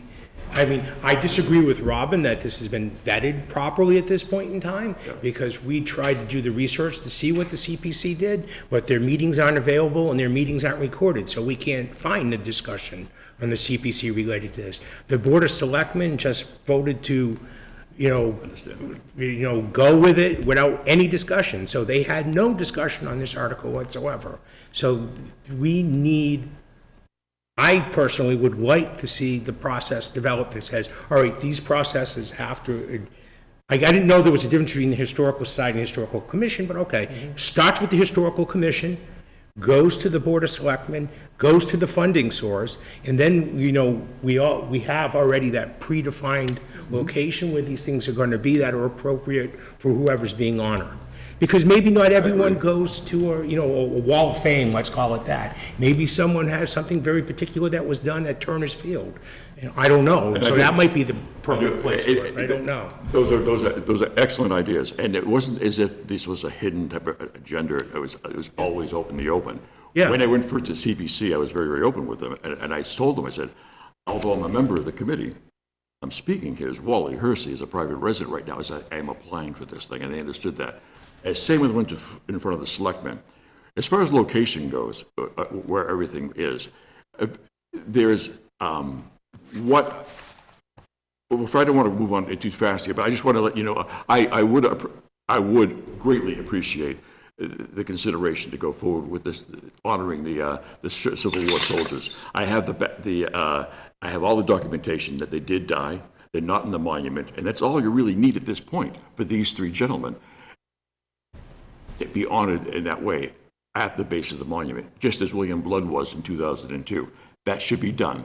There's no question about that. Their names aren't going to go away. They're not going to be undead, and they're not going to be being survived the war. It's documented with the state that they did die in battle or by disease. So that should be done. We don't need anything from the Historic Commission or the Historic Society to say, yeah, he's right. I read the book too. It's there. No, it's there. And what we have to do is what was done 22 years ago in a similar fashion and honor them at the Civil War Monument. When the gentleman White, David White, gave the benediction at the monument then, he said this was for them that died when they were fighting the act of treason. And nothing should ever interfere with that except for the purpose to remember the soldiers that died. And this is what we're doing tonight. We're doing this with three other names on there. Nothing else has to get in the way of that as far as process. I can give you all the information and share it with you. Put it before the town meeting, people. Put it before them and have them vote on it. If they don't want to honor those three men, they have something else in mind. I know let them Jim vote has, for I that. have a point for that too, but go ahead, Jim, you've been waiting. My point is this, I agree that, with what Mike said about, excuse me, for the Lucy Danforth, that we need a process in place because there's no history for something like that. There's no precedent. Yes, there But is. how, Yeah. well, No, I agree. There's we no don't have a precedent. precedent in this town for No, a there isn't a process to precedent. do No, that. there isn't. I agree with But we that. do for the veterans, we do have a precedent because we wanted every deceased veteran of the Civil War in some fashion as soon as we knew about it, and the plaques are there to say it. And it's, to me, it's an understood thing that if you discover that you overlooked somebody and you can document the fact that they did serve and die as a veteran in service of their Sturbridge, that they should be, the process, in my opinion, is just a matter of getting it done. I hear you, and the only thing I'm going to play devil's advocate for, if you look at that plaque right there, Defenders of the Union, Simeon Newton's name is right there on it. So is he honored by being on that plaque? I didn't know he was on that plaque. He's in that plaque, but he's not on the monument for dying. That's the only reason why that monument is out there in the yard. Is for the ones that died. The ones that died or were killed. That's the only reason why. Simeon Newton is on there. Of course he's there. So is Ferdinand Rogers. He's Right. on the plaque. Let me ask a Not out distinction there. on that. So they're on there because they served. That's right. They're on the monument outside because they were killed in action. They're not on the monument. No, they're No, I'm already- saying- You want them on the monument. 'cause The they're- ones that are on the monument that you're Are talking killed. about Yes, were they the were. ones that were killed in action. Yes. Okay. These are, they may have served, but they're not necessarily on that That's plaque. They lived or died, but they Yes. served. All Okay. the ones, the white plaques here are the ones in the corner, the ones in the middle from the Great War, World War I. But yes, you're right. These are the ones that Sturbridge knows that served. And it was credited to Sturbridge with their service. There's a lot of Sturbridge men that went to serve that aren't on these, but their credit went to other towns. And some of them that died, since they were born in Sturbridge, are on the monument too. But that's, So I that's agree the with you. distinction. They're Yeah, out there is if a they di- served. They're out there as well if they were killed in. No, that's an important in their distinction, too. service. yes, and I agree with you what you're saying. They Thank you should be for served. explaining the difference. You're welcome. Okay. So, And I still stand by what I said. If they're out there already, they should have been out there in the first place. That's my opinion. They should already be there. anybody else, questions or comments on Article 11? I have a quick one. So The historical commission, you've gone to them with that? I brought it up to them last spring, a year ago this spring. I asked them, I told them what I was doing because I had fallen into this place where I found these gentlemen and I found some other things on there. And I was told at the Historic Commission meeting that that was not their purview. That was not what they did. They didn't do, and you're right. There's nothing that they have there. They're into preservation. Preserving the names on that, well, it's a wide angle to go about that, but it isn't what they do. They'd have to narrow it down and add that into it. Right now, what the big thing is to do is to consider the historic preservation plan, which was just put into effect this past year. All the work they did for the past 2 years was major, and it was preserving our history. This is our history to preserve, but we haven't gotten to that point of giving them any purview about plaques or monuments or anything like that. Historic houses and kicking an inventory for them, yes, that's important, and we'll be doing more of that this year, asking for money for to go forward with that as far as more historic surveys. But no, I brought it up to them, and that wasn't what they were. They weren't interested at the time because that's not what they did. So I guess you're talking about the monument outside, and you're talking about the plaques on the walls here. Who put that together? Who put the monument together? Yeah, what group from the town put that together? It was voted on a town meeting. They appropriated about $1,700 for that, and they put that up. It came from town money. No, I understand that. Oh. But was there a committee that put it together? You know, it's funny you should ask that. I can't find anything written except for that it went to town meeting and the money was voted for, it was erected. I can't even find who the architect was that designed it. I know that A.B. Chamberlain was one of the ones that were head of it, and that was a group of gentlemen at the time that had it designed and put on there. If you notice that monument out there, there's very little written on it. A lot of monuments that from Brookfields and other towns that came later were quite ornate with cannons and a lot of heraldry on it and a lot of words about the war and the loss of the men. Ours is completely void of that, except for one little thing at the top there, which is a couple of words. But we had that. It went up in a hurry because they wanted to honor them, and they wanted a prominent place. And they thought the knoll overlooking the common was the best, because at the time, the library wasn't there. The shoe factory was there, but the library hadn't been there, and they thought it was the best thing to do. So there's a bunch of men in town, well-to-do men, well-connected men, that decided that this would be done and put this up there with the town's blessing. They got the money from the town. I can't find, as much as I looked, I can't find much on that, except for the amount of money was like $1,700 the town gave them to put that up. Hi, Bob. May I answer his question? Sure.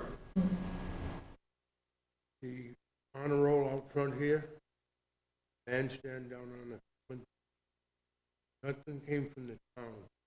It's all done by volunteers. Got to have somebody, back in my day, I had a big mouth, and was able to get, at least the people who started them would say, that's a great idea. That's how we built the bandstand, and the monument out front was asking people for donations, and they bought bricks at $100 a piece. The bricks cost the committee, I think it was $15. The rest of it went for the steel inside the bandstand, for example. There's steel and all that wooden structure around it. If a tornado's coming, I think I'm going to leave the house and sit in the bandstand and say that was a safe one to hear. But this monument out front, people gave generously for it, and so we paid about $15,000 for that out here through generosity. But you've got to have a group of people that's willing to believe in the cause and sell it to them, and they'll work hard for it. Were they commissioned, or it was just, No. We weren't under any umbrella. We were just a group. It was a group of veterans that did the honor roll. yeah. The story behind the honor roll, there was one like that in front of the town hall, and it was demolished when they did the renovation inside the town hall. I went by one day and it was in pieces on the ground in the front of the town hall. And I said to the person who was the veterans agent, "What are you doing? You lost your head."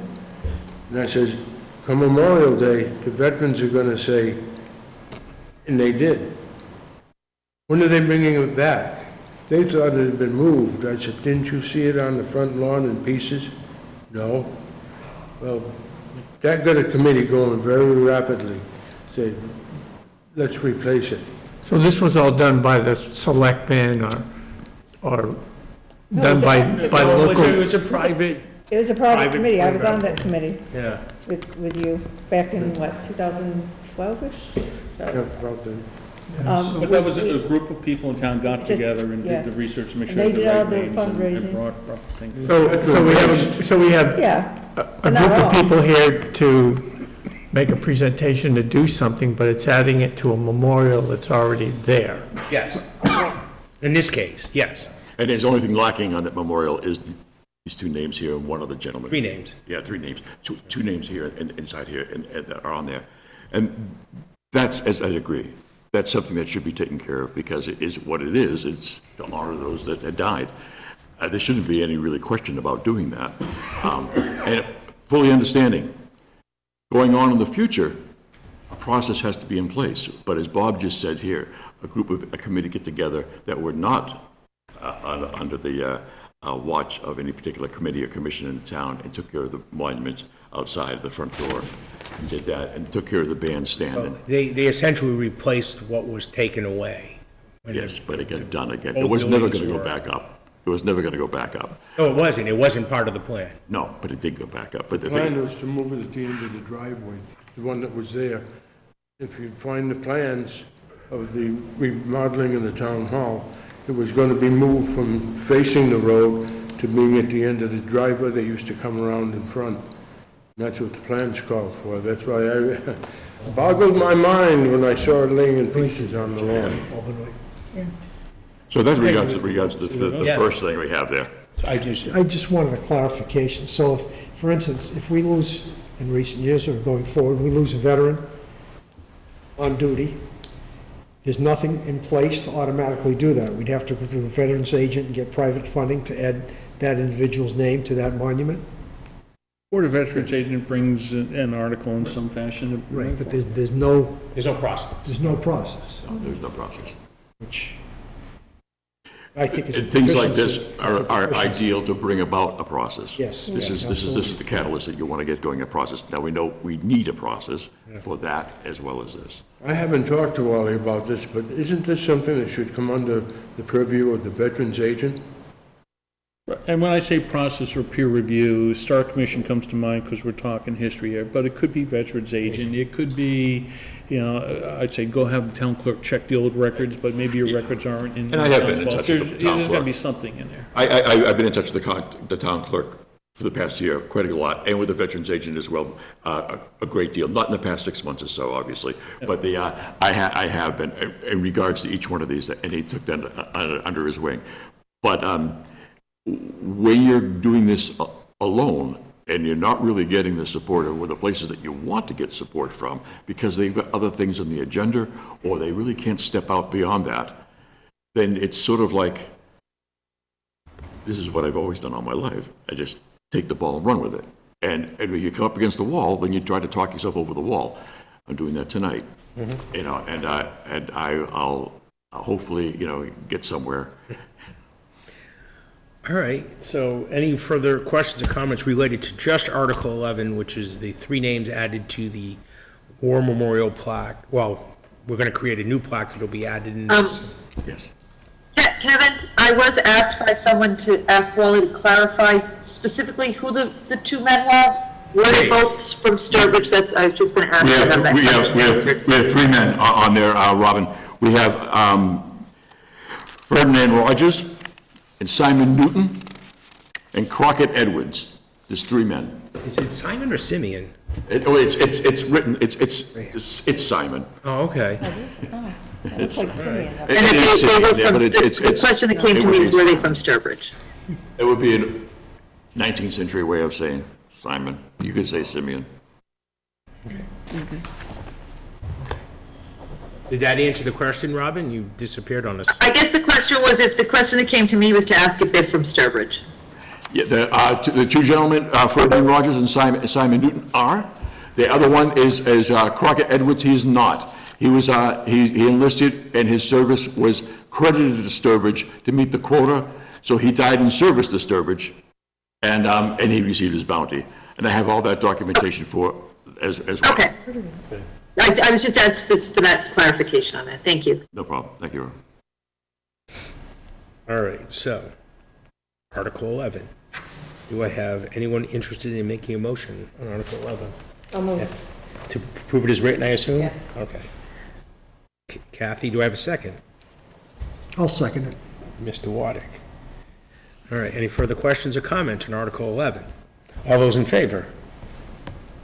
Opposed? I'm abstaining on this one. All right, 7 to 0 to 1. Just because I think this one's a little bit mature than the other one, but there's that You haven't second heard check, anything yet. check the names. No, I I'd understand. like someone else to say, you know, or select, or somebody to say, we've heard the full story versus it sounds good to put names on the plaque kind of I thing. understand that.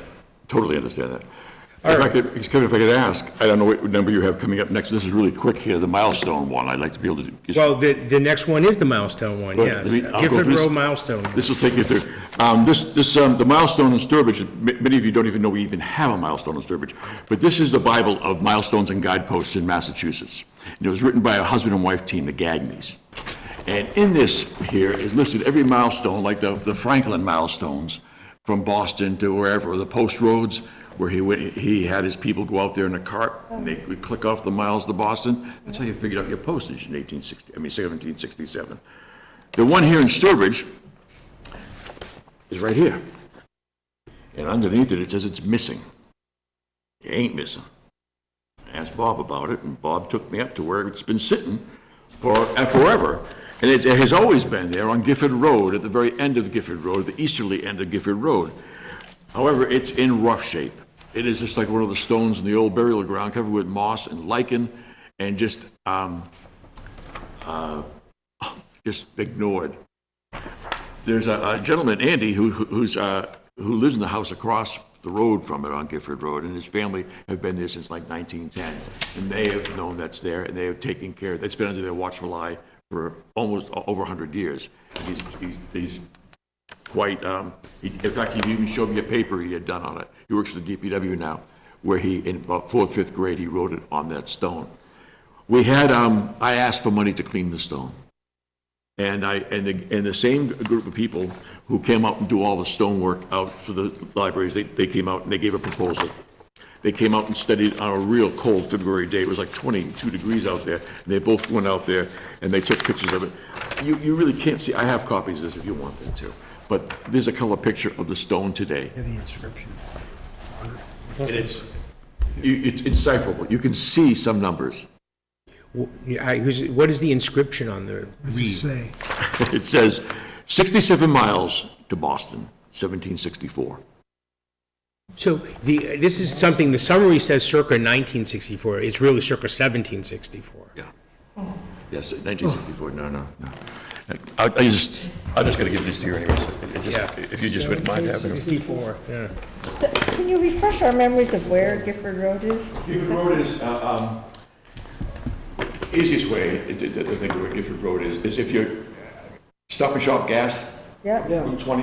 Oh, okay. That road that's up behind it. Yes. That road up there that's behind right. it goes up there and it Yes, I've been branches on that off. many times. To the right, it goes up to Fisk Hill Road. Yeah. You go to it continues on to the left as Gifford Road. Okay, thank They you. have, Takes you over to Chesler's building. Yes. Yes, yeah, okay. a couple of them. This picture here, this black and white picture I'm going to share with you, is from 1909. And this was a book in one of the Worcester Antiquarian book. Antiquarian Society. Yes. It's not like the mall market's going to, Share that. Thank you. And as far as the process goes for the society, the couple of folks that are coming out here to do it, they went into quite a lot of detail about this is what stone people do. And Thank you. If you have Brian Burns' pictorial history of Sturbridge, it graces the back cover.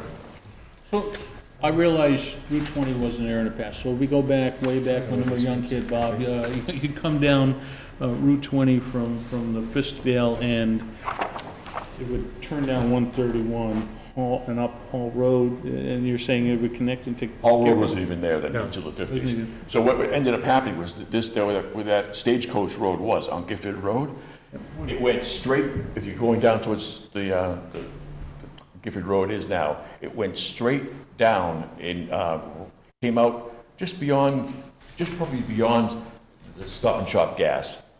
And then went straight down beyond, not on 20, because 20 wasn't even there. It went down beyond for a little bit further to Hall Road. Probably a little bit, where the truck stop is now, a little bit back that way, not so close to the road. And then it just shot behind those office buildings there, which all flooded now. It connected down to the Charlton public Street. house kind of area. Yeah, it went to that Charlton kind of area. Street. All right, yep. Right up there. I see. This is, I don't have, I can't pass around the book here to you, but this is the inscription for the book, the Bible of the Stone People there. Thank you. Those are the words of Brock's here. So I'll just jump ahead. My problem is you try to come down Route 9 in the Brookfields and you see these milestone markers and they're nice little things. Yeah. I don't have a problem with restoring this one that's already there. My problem is it's on this little road that, other than a few people that are on there on a day-to-day basis, most people in. You don't go on this road on a and don't day-to-day see it basis. and Most don't people get don't. the opportunity to see it. Oh, yeah, it's still there. We don't want a whole bunch of busloads of people going down there. In fact, I rode across the street and Well, ran this down says that road. 1904. I don't blame them. It's the same. What I want to do is Yeah, it continue does to look let like the lightning same, yeah. continue to sit on this thing. It'll eat it up. It will eat it up. You want to maintain it. Looks It's part of our history. looks like someone It's a very simple process. non-professional. It's tucked away where people in town won't see it, won't Yeah, appreciate Probably had a that the car, marker is but- there versus Exactly. other things. Exactly. But it will be done if people will And know. moving someplace where people see it, take away from the historic You helped- place of where the marker is. You did help me out, because I wondered what this was, because one day I cut down that way, and a tree was across the road, so I had to come back up and cut out towards Chesla's thing, not knowing that was Gifford Road. And this thing is there, but it was like, what is it? This is a road You gotta monument. go towards Chesla's building. This monument here is a road monument. It's not related to the Franklin monuments or the Post Road at all, because we did not have a Post Road going through Sturbridge. It went through Brookfield on Route 9. So this is probably a stagecoach mile marker going to Boston. And it was 1767 was put in there, 1764, or 67. It was put in there probably by the Stagecoach Company at the time. It was put in before the Stafford Turnpike was put in the early 1800s. And that took the route, for most of the route, coming from Worcester down the old Stagecoach Road and became the Stafford Turnpike that went up to beyond Sturbridge Village, up Stallion Hill to the top of the hill and up that way. That was altogether different. This was probably put in for one of the stagecoach companies that was coming through at the time. And they ran from Sturbridge, and they ran to the Public House, and they went down further down to Connecticut, and they went down that way. But we don't know. It's rogue. Great story. I'd love to spend an hour listening to it, but to move it along, how about I make a motion that we recommend that town meeting approve Article 12 as written. Jim seconds. Yeah. Any further questions or comments on Article 12? Seeing none, all those in favor? 8-0. Thank you. Great. All right, Lucy Danforth Coleman, sign, design, and purchase. In a way, I know you can go over about who she is and all that, but I think we've had the whole discussion about the lack of processes, our big concern Right, with and this particular. that is a major thing. I understand that. Yeah. What I will do is, for those of you who don't know what Lucy Danforth is, I'll give 2 minutes about it. She was an abolitionist, a woman's right activist. Her one of her buddies, one of her BFFs was Susan Anthony. Frederick Douglass and her were very, very close. He did the benediction at her daughter's funeral. William Lloyd Garrison, we all learned about him in 5th grade U.S. history, and he was a publisher of the Liberator in Boston. He hired her to do an awful lot of writing during the abolition movement. She was the very first person who, as a teacher, she went out to Rochester, New York, and she was assigned as a teacher a black school. It was in the basement of a church. It was horrific. And she told her friends, she said that in 2 years' time, she would end segregation, and she did. She did. In 2 years' time, before the Civil War, she was able to enable Rochester, New York, to be the first city in the country to become desegregated. So when she was done with that, she went on, and she was also fighting for women's rights and everything else with Susan B. Anthony and everything. She went down to Washington, D.C. as the Civil War came in. She was the matron of the supervisor of the orphans' home down there. She got to know the population quite good. These are orphans of freed slaves, most of them were. She became quite friendly with Sojourner Truth, who was an abolitionist, Came in atheist. and a very well-known abolitionist. She's a former slave. She got to be, very good friends with Mary Todd Lincoln and her dressmaker, Mrs. Keckley, who also designed, before the war, gowns and dresses for Robert E. Lee's wife. She got to know them very well. As a result, she was able to get her friend Sojourner Truth in to have an audience in a meeting with Abraham Lincoln. And that was quite an accomplishment to be done. And that meeting that was done was, a famous portrait was made from that, too. Based on that, the rest of her life after the Civil War, after she fought for emancipation, she also, but one important thing, she helped to gather 400,000 signatures and presented it to Congress, which led to the 13th Amendment for the repeal, to stop the abolition of slavery. She was responsible with a lot of other people, but she was one of the very, very important people that did this. After the Civil War, she was very much into free thinking, the free thinking society, and she later died in Syracuse, New York in 1906. She led a grand life, a really well life. She's a fierce fighter for justice. That being said, okay, the thing is I wanted to recognize her was nobody knew she was from town, and she was, what I had in mind was, what are those, what do they call them? Exhibition bases, they call them. They're just similar to this. Okay, you know what the idea is. This is just a draft. Okay, this is just a rough draft. It would be similar to something like this. Okay, and for another, I'll let you pass these around. I don't need these. I'm just giving you the basics right now. The concrete stuff, I'll talk about this in a second. You pass that along. For the next year, I was going to do William Willard. William Willard was the gentleman who lived down the street here on the corner of Hall Road and 131. And he was the one who did the portrait of President Lincoln. He lived here in town. He born here in town. And his portrait was the one that's on the penny.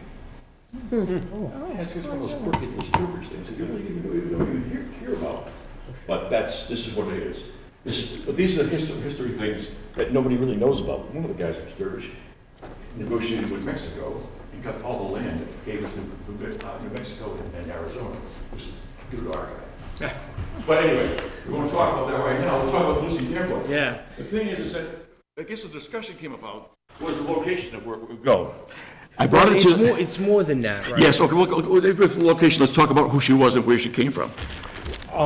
I don't think anyone would disagree that this is a worthwhile project. I think the concerns are the process that would be used to determine the criteria for who would be included in these type of things, who would actually make those decisions, and then where the place for these monies would be. That process needs to be defined. And that's understand what that. I think we're looking for. And understand And I that. don't.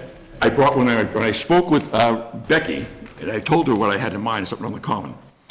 And she said, I think the common's a great idea, so it's right under my jurisdiction, I can do that. I don't want to populate it with a bunch of historical things. Something on the periphery would be great. Even in front of the burial ground, that strip of land in front of the burial ground is ideal for something like this as well. She says, have you thought of putting it up in front of the library? Everybody's learning there. And I said, I hadn't thought about that, Kevin. We're talking about a location for something. I think we're trying to figure out is what's the process to figure out should a monument be there, where it gets placed.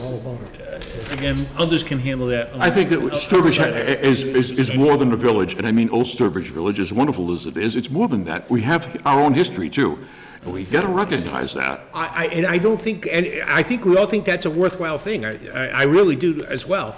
I just think we need to have the process. Yes. In place. And this, although maybe just a little premature until we get the details about how we want to do it and where we want to put them. Let me ask you And this. get different people I understand what you're saying. process, I don't know if it's another board that needs to look at it and say whatever, or if there's a, here's an idea. Yeah, my sense is you brought this to 3 or 4 different people. It sounds like a great idea. I know there's some pushback from one committee or whatever on this one, but, maybe there's a public hearing. There's got to be a process to say, we're putting a permanent monument versus, and the town wants to support this and I agree. understands it versus quick presentation. It's taken a here or year to get to something at this town point. meeting, and who's going to say no to the concept of whatever there. So I just, so I'm going to vote no if there's a motion to move forward in this one, and it's process-wise, and I hope we can work out the process, and this time next year, this thing comes back with a way forward and broader support. Totally understand. Before I close with this thing, and I understand what you said, okay, is that what more would, when they speak to the person who is, it's her job, or part of her job, to discuss when somebody has a question about where something should go on the comment. And I did do that with Annie. And Annie had me present it to the Recreation Board, and they were all in favor of it. I don't know if it is her job, though, right? Because actually, all the town property is under the control of the town administrator. That is true. That is true. And you're absolutely right. During the past year, I have spoken to the town administrator. I'm sure you've covered everybody. I have. And it's not because I'm trying to sell her something. I just wanted to get it done. I wanted to lead it to this night tonight because I wanted a process put into place because Yes. there ain't no process. And this is great. And I'm glad you guys wanted to have this thing done. There was some discussion before I closed. There was some discussion about, was she really born here or not? We won't even get into that, but I will, because I have the evidence that she was. But the thing is, I will willing to back off and go to a system in place to talk about it and come back next year with this. Oh, yeah, no, I don't disagree. Again, I don't think we're saying it's not a worthwhile thing to do. I just think it needs to have the process laid out of how we're going to do it. Again, where are the town properties appropriate? Because like I said, there may have been, I don't know, some massive anti-slavery demonstration on Turner's Field we may want to celebrate, and that would be the perfect place for that one. Yep. But, not knowing these things, but we should get that process defined so that people are recognized for what they've done and contributed Agree. as being a member of this community of Sturbridge. And then that way, we aren't presented, this is so interesting, but anybody could come in here and just say, well, let's do somebody for Joe Smith and let's do something for, this and that. No, I totally I'm agree. not equating you to that. No. I wanted to be able to start the research, get it done, and get it to this point. And then when we get to this point here, we can always go on and have another set of eyes on it and have a peer review of it. That's perfect. It's a perfect idea. So unless someone wants to make a motion in favor of this, I will make a motion that we recommend no action on this article. I'll second.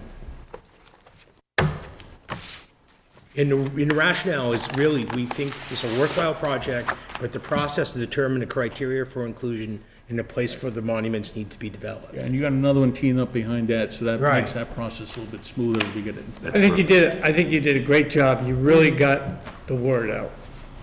And That's right. And I think it did. And I really do agree with all of you when you say that it would need another set of eyes. That was the whole idea, was to get to that point, now to take it that step and come back again next year. And you've already talked about 2 prospective people in addition to her, and now you're gonna continue, and you can't just keep doing this as a one-man band. You have to have an organization that puts this together, otherwise you're You're gonna be absolutely here right. every year by yourself pleading your case.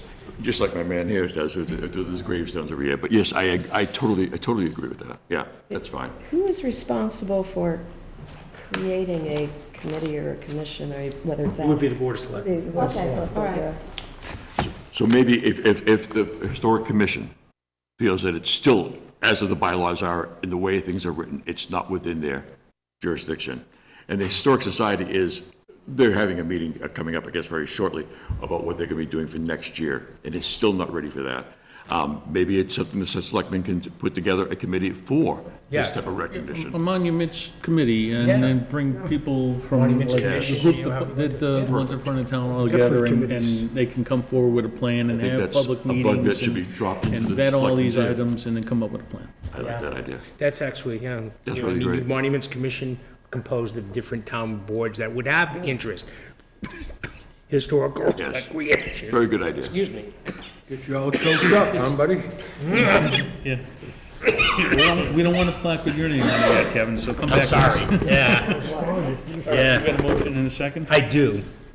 All right, any other questions or comments? All those in favor? Of no. You have no. Okay. Opposed, or you in favor? I'm voting with you guys. Okay, so it's 8-0. Thank All you right, but thank you for your Thank efforts. Thank you, Libby, for taking your half your lifetime to this evening. I do appreciate that. That was great. We expect to see you back here next year. You were, you will. Sorry. Thank you very much. Thank you very much. I appreciate your time. All right. Good night, Bob. Thank you, Bob. All right, now, I would thought the CPC was actually sending a representative, so we don't have one. So, I know there was a whole email chain about which member was going to come, and I guess none of them decided to come. So, we'll go back, we'll have to table the CPC report the next week, because as Barbara said, it was on its way to me at some point today, and we just missed in the night. So that gets tabled. Because we're considering Article 60 at the special town meeting next week anyways. All right, so preservation funds. Well, last year it was 20, this year they want 25. Yeah, why the additional funding? What did they do last year that they spent all the 20,000? I thought they almost never, Yeah, I was under that Higher impression amount. too. They never, yeah. so, is there something this year that they're anticipating the need for that? I mean, Is there any chance that either one of you, Barbara or Robin, know the answer to that? Because like I said, you go looking for the CPC minutes or recordings of their meetings and they don't exist at this point in time. Yeah, they haven't been on the line yet. February, my last meeting. I think over the years, that number does fluctuate. Some years it's 20, some it's 25. But ultimately, if they don't spend it, it closes back out, it closes back into the CPC fund balance. That's true. Yeah. Yeah, and I think what they, I don't know if they, in the past, have said that there's something specific for it. You know, it talks Sometimes about they have. operating, administrative, they have, I think. legal expenses, appraisal reports. So If if they these need things come up in If the they course of need what they're extra doing, they have money to appraisals or spend. legal, but they're not saying it. I mean, we should know that. Right. Yeah. So unless some big thing has come that they need 5,000 more this year versus last year, yeah, I see where the question comes up. If 20's been okay, like 25. Right. I'm trying to, They gave no explanation of why they needed more money? No? other than what's in, I mean, the summary box doesn't even explain it. That's the cardboard cut. Well, it just explains the types of things that They they would use it. spend the money I on. mean, that's should they- basically the same as every year. Yeah, I mean, I know in some years they're considering, the purchase of property, and that's why they wanted additional funds, so they could go out and Right. get their, the research done and the site plans organized and the whole bit. Is So that when- what's happening here? So in 21, it was 15, in 22 and 23, it was 20, and now in 24, they want it to be 25. So I'm just giving you a little historical background. Yeah, I'm trying to go back to the dates we considered them, because, So And it Jim, the it numbers didn't you- move for the last 2 years. Right, and the numbers you're quoting are the funding that they're asking to be able to spend. What we don't know Administration is how much of it have you actually spent in each of those years. And I don't know I that we don't know know if that's that. in. and what do See you, that in Barbara's reports. yeah, no, it wouldn't be. And if they don't spend it, it goes back into, It goes back to CPC, yep. see whether that's a problem. I don't think they're throwing the money away. So I wish I could had an understanding what the extra 5 was for this year, other than, So, let's just do there. You know but- what? We have to meet, and again anyways, let's table it and we'll see if we can get answers. Yep. I can email Penny and I'll find out for you. Great, thank you. I was gonna say, but it's not worth holding up tonight, but, yeah, We're- if you've we're got meeting another week next to get the answer, that's fine. All right, so the next one is the Grand Trunk Trail Extension, which is Article 7. And you did see the language from town council if we wanted to go forward with that contingency. I see I caught it from Larry or vice versa.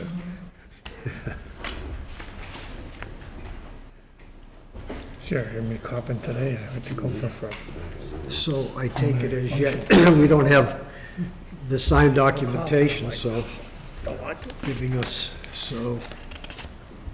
Any corrections? So do you have that language if you wanted to add your Hang on a contingency? The language would be that Barbara supplied or that Yeah. Yeah. Robin supplied is provided that such funds may only be expended following the acquisition of interests in land sufficient to carry out the project. Yeah, I have no problem with if we add that language. Yeah. So you would approve it as written, provided with that language? This provision in there that you can't spend the money. So that's Article A motion? Just clear on Yes. I second. Okay. not spend the money. All right, so let me just write that. Yeah, thank you. So Jim did and Mike McGlone seconded. So, and so, It's approved as written, to approve as written with that statement added at the end of it. so approve the article was written, provided that. Approved as written. Yeah, I mean, I'm gonna pass it right down to our clerk, so she can include it in the minutes. But it's gonna be approved as written with that. And maybe, why don't you let Chris see it, he missed a conversation He from. would have been in on that today, because he was getting emails in the last couple of days. Yeah, I have a copy of that too, Oh, at okay. home, I mean, on the email. You started getting emails from me, right? I've started getting, I haven't read them all, Kevin, I'm gonna be honest, but I've gotten. Okay, you'll be getting a lot of them. So that was Jim, and the second was? Was Mike McGlone.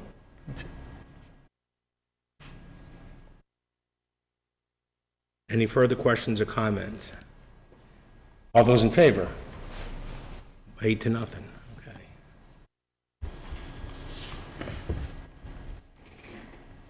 All right, so, now this is historic survey.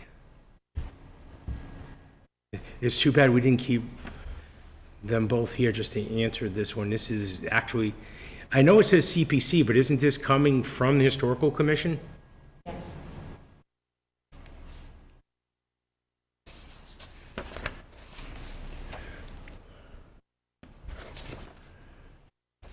Okay, so this is a continuation of funding we had to have provided in the past if we do the summary. And I know we like to keep the text boxes short, but on the other hand, I like them to be informative, so I don't, Yeah. you don't really know, we're gonna continue what we did before, but this really, This if is, there's a way to get a few sentences to kind of explain what we've done in the past and why we're continuing, just so people are gonna go informed. and look and. How much have we spent already, do we know?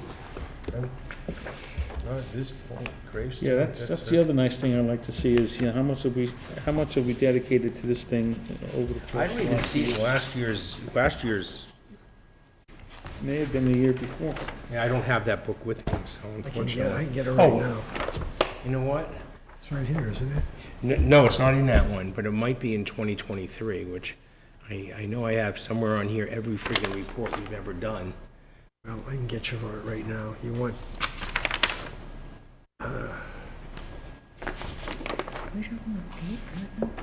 you want the annual town meeting from 2022 that was held in 2022? No, I'm sorry. Is that where it was, we talked about it? It's the year 23, so. Oh, I'm looking at fiscal year when I talk About 23. All right, community-wide historic preservation was in fiscal year 23, it was Article 10. So let's go read what we wrote in that. Is that where, Article 8? It's right here. This is Oh, last fiscal year, the one we're in I think right this now. is one of the larger amounts they've asked for. Purpose of the plan is for emphasizing. Well, it is, it's definitely great, because this is 60, I'm sorry, I don't have this one right in front of me. So in 2023, Article 10, we voted for $20,000 for the purpose of funding a community-wide historic preservation plan. In the summary at that point, the purpose of this plan is for emphasizing and preserving the more than 400 historical resources which were identified by the 2016 survey. This request is to proceed with the project even if the matching Mass Historical Grant is no longer available. And that's what the summary box said in that particular.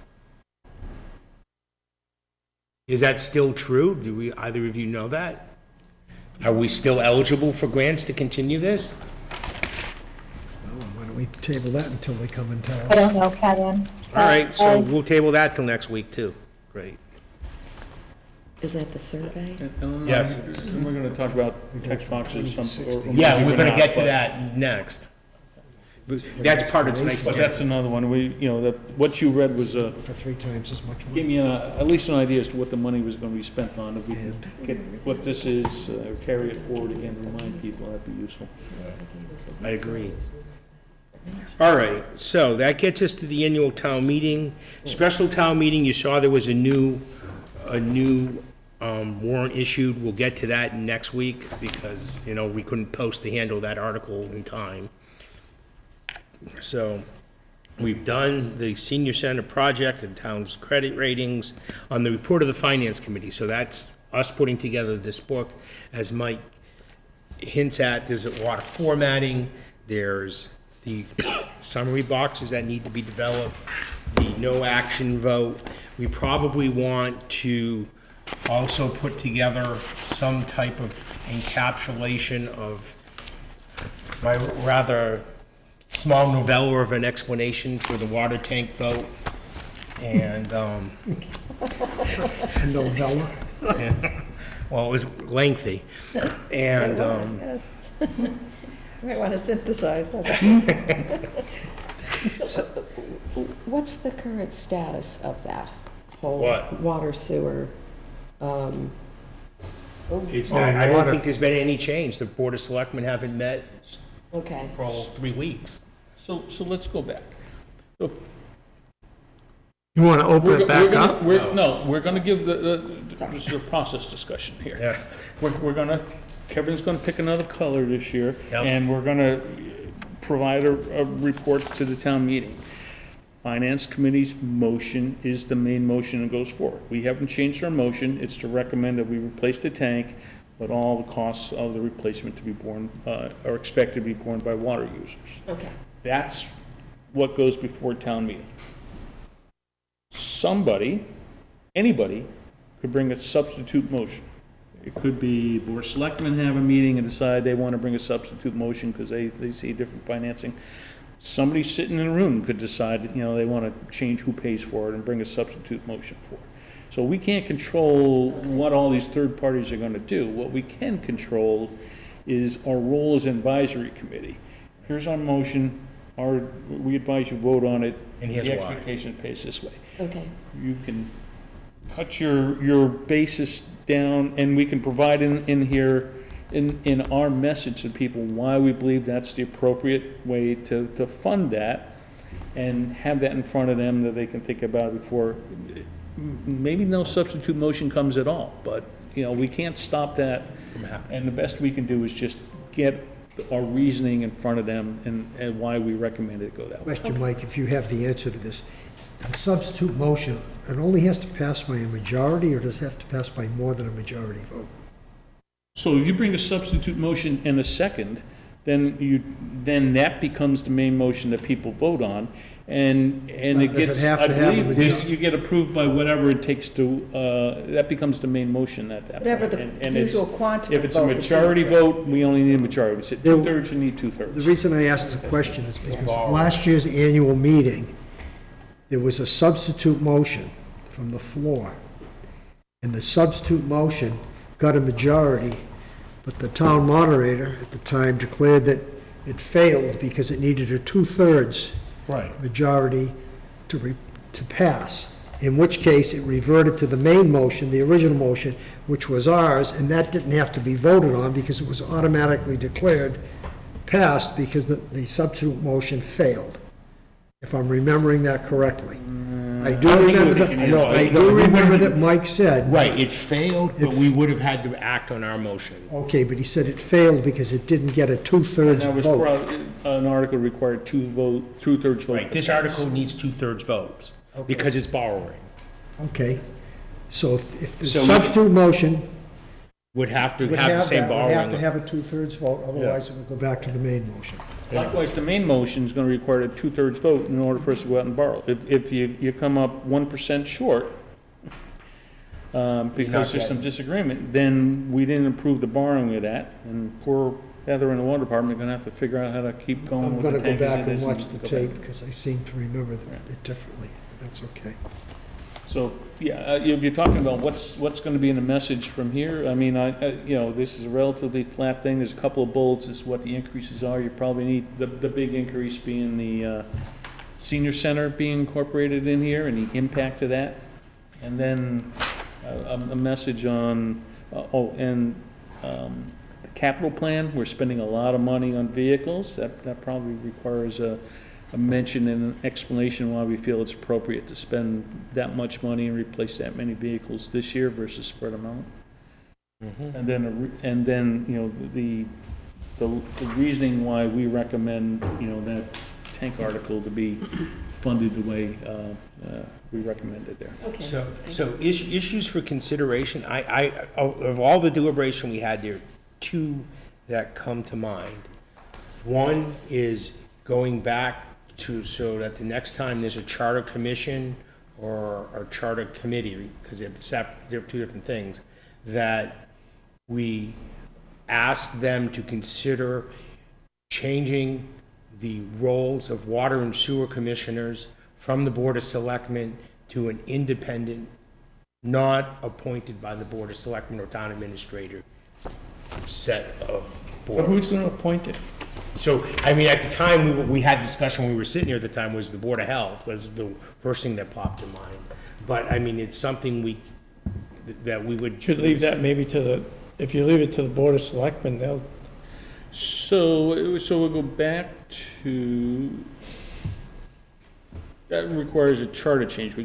Right. To do that versus whatever. So the That's why charter we- would dictate, the charter committee, when it gets set up, would take up that item, and they decide they want separate water and sewer commissioners. They'd have to set up within that charter thing, whether it's appointed by Board of Selectmen. Yes. Or whether they're elected positions or whatever. That's where the constitution of where those commissioners would. Exactly, would that's be why our established. recommendation is the next time. It's every 5 years, so you did it 2 or 3 years ago, and so it's coming up again the next couple of years? Well, it was voted this April, so that's when the clock starts. Oh, it did, okay, okay. so- 30 days after the vote, it becomes effective immediately, but the selectmen have to promulgate it within 30 days of the election, which was April 13th, or something like that.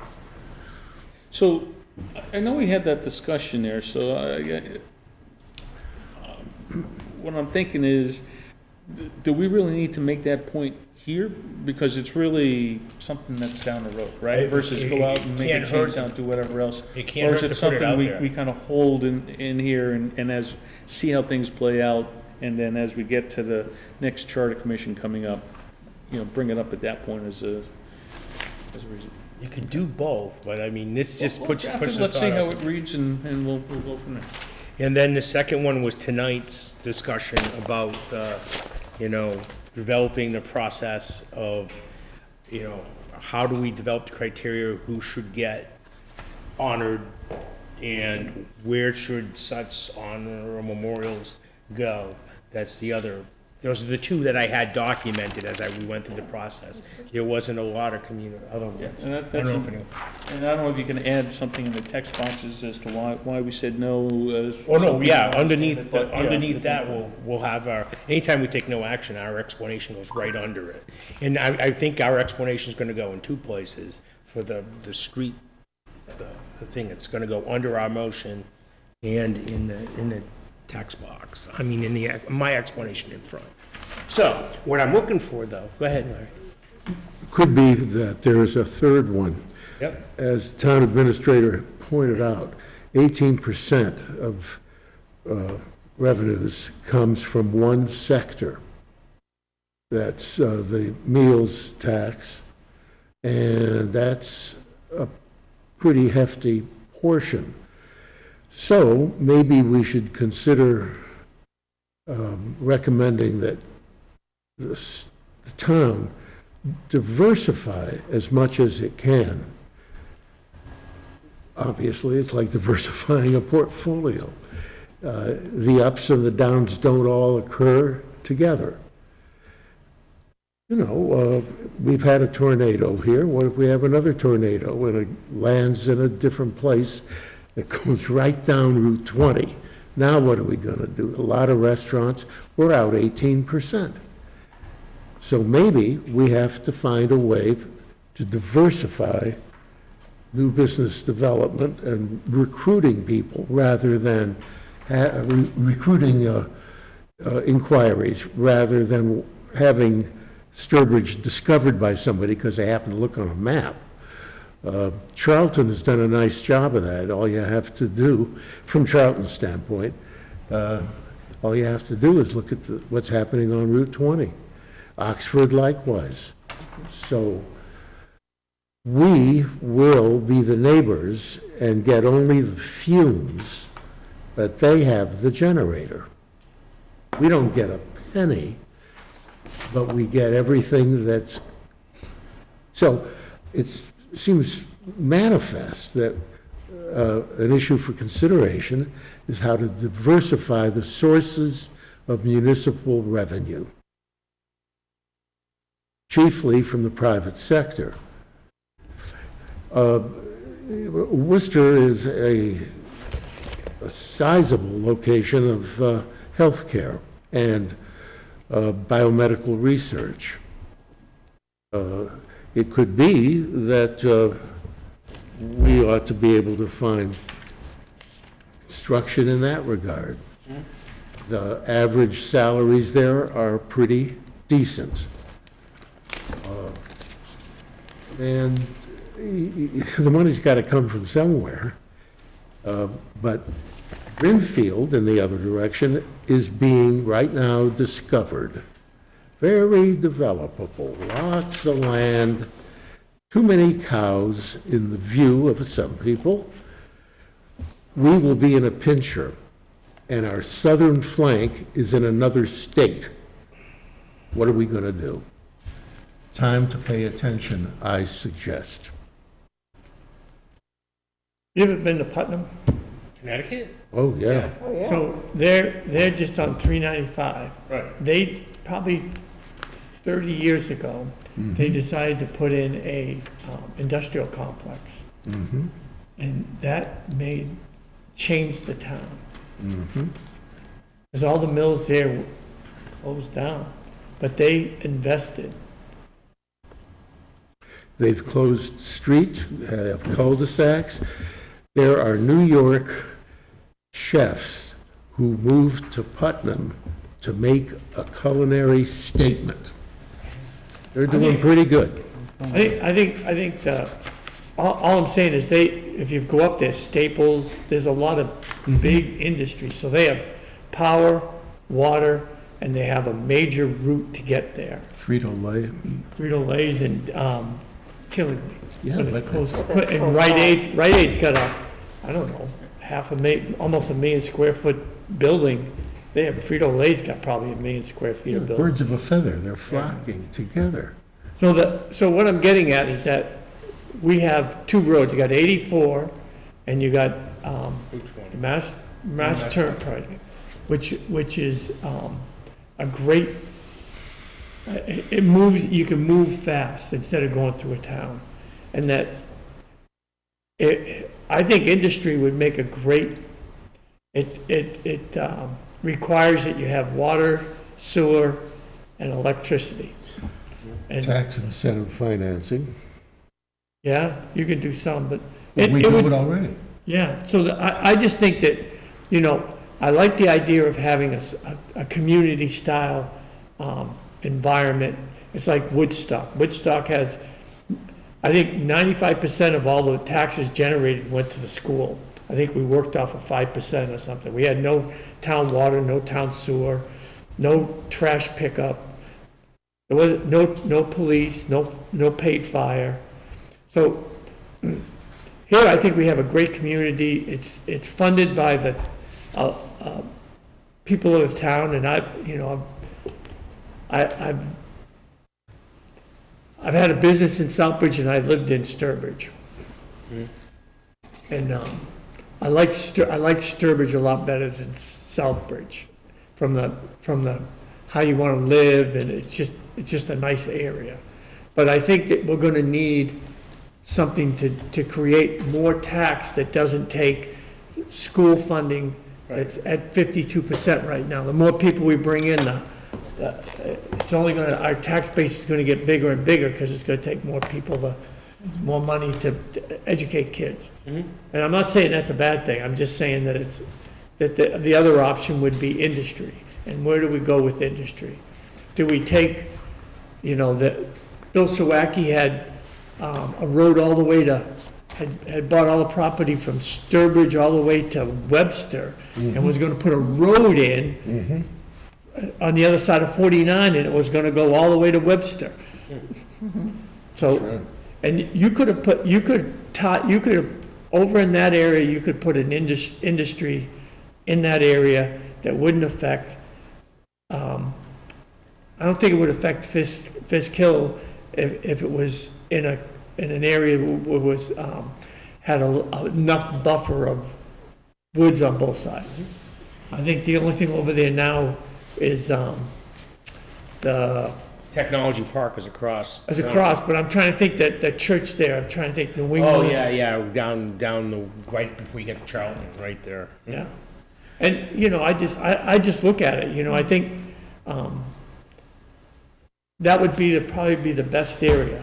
Now, did you know that right on the other side in Charlton, next to, that big red building, Across the street from the Incom building. the Incom, it's the Incom building. 1.2 million square feet going in there. Yeah, What is that? I know what you're talking It's about. warehouse and office space, 1.2 million square feet. Yeah, I've seen it. I think it's gonna be a Walmart. I think that's kind of like As the big as the unofficial word. Amazon down the other end. And they got Amazon down the other end. So we're always, what we're gonna do? We're gonna get all the truck traffic and no revenue. No, so I'm not against, I We just. put a toll booth So up? You and Larry can put your heads together and write a small little thing about how to put together And perhaps an the other, incentive plan or something, Route 49 on the other side of the pike, on the north side of the pike, and on the east side of 49, on the other side of the pike. There's a lot of Sturbridge land there that's not populated. It's also limited access off of 49 with What's the that? state. There's So limited I think there access are of 49, yeah. really two discussions going on. One is the broader portfolio thing. Of the $43 million or $44 million we're asking you guys to vote tonight for us to spend, $33 million comes from local taxes. How much is that residential, commercial, industrial? $5 million is local receipts, the car taxes, whatever it constitutes that. $6 million is state aid, yeah? Got to be nice to the governor because we need the $6 million coming in here.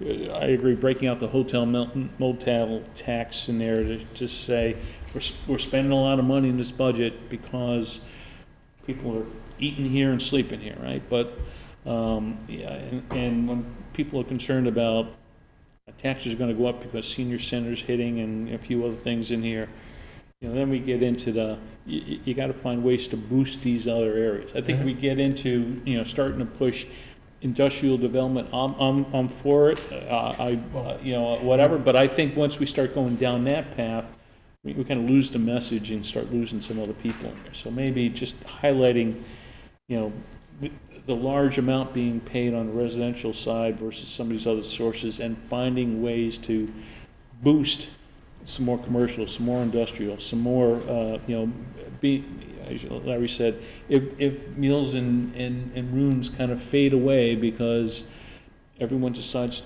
to go Brookfield becomes the culinary capital versus Sturbridge, and all the meals are going there versus here, we got a direct, thing we're gonna have to deal with, so.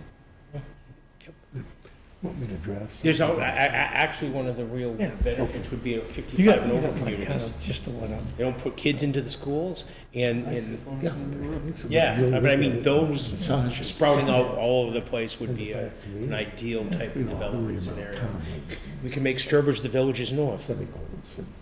So we got an economic development director, we got a town planner, we got folks who can work, the development side, we gotta work we need revenue sources if we're gonna. Yeah, well, you need to start making that argument, that, we need to expand revenue to help fund the things that you need and want. Sewer systems to get more users to offset the cost of the current users. Yeah. And again, you don't have to build big development to do that. Is there a way to, 1,400 feet and connect you to the system and you start paying water rates to offset what's going on? They had the people make that recommendation, we'll pay for it to come down to us, and then you guys can come off of it and knock up, vote it down. All right, so, but what I'm looking for is help to write these things, so I got you two with the future out there, I already can, you got working on that. So, I don't know if anyone's interested in any of the other any of the other things. I'll send it to you. I mean, I can send whoever, if you want to take a shot at reducing my novella, okay. What do you ask for specifically, Kevin? To help write these issues for consideration, like, usually when I put the book together, it's, I handle the budget message, but the other stuff, people asking. I would like anyone to take a look at the summary boxes, read through them. If you don't think they have enough information, help get the information to do them, or suggest edits or whatnot. Some of them, like, one of the summary boxes tonight said 1964 instead of 1764, I just corrected it on the fly. But it would be nice to get that information back so we can, Just wanna make sure you're aware. so it just makes putting it together easier. Is it possible between now and the next time we meet to get an updated? Unasked tonight, a copy. Yeah, I can take it, I can send you what I've been updating. Yes. I can do that, all right, I'll do that and send it out. I can look at You'll get it Tuesday. the box. You can turn it Yeah. around and send it. You know what, I'll send out my missive to everyone so people can contribute to it. Want to pay for it? Send updated, I'll send them both. Well, actually, you have, I'll do them anyway, STM warrants, We tend to everybody. get in here and just react to what's going on. So, yeah, there's a few of us keep saying. Because my page breaking keeps changing on me, so I gotta adjust it. Some other towns. All right, anyone else, let's see, let's move on past the, So, I'm not here next week, but, okay, that's good to know. for your consideration, we talk every year about getting together in the fall and not just getting together at the last minute and discussing some topics and doing some planning before we get into the budget stuff and whatever. Sometimes we've kicked out some ideas that are more policy related and maybe not appropriate for staff to come in and spend time talking to us because it's more policy versus implementation. But there are a bunch of new members. And even for those of us who've been here for a while, making sure we kind of understand how this whole finance process fits together, what all the pieces are. Maybe if Barbara has the time and the ability, or maybe there's someone else who can come in and maybe just a general discussion of, the overall financial process, where all these pieces are, maybe go through all these elements, in advance of the budget process. So And you're maybe talking- next budget process, a lot of these, well, where's that coming from? So like Questions September that- 2024. Yeah, September, October, something like that. Some pre-planning and education? Yeah. Yeah. All right, I can arrange that.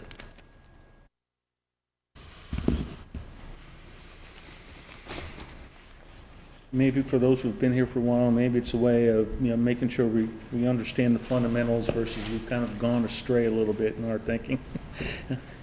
She can rein us back in and keep us honest here. Okay.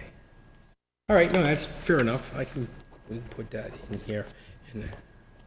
All right, so the next thing on here is meeting minutes. April 9th. Now, I know Mike sent those out.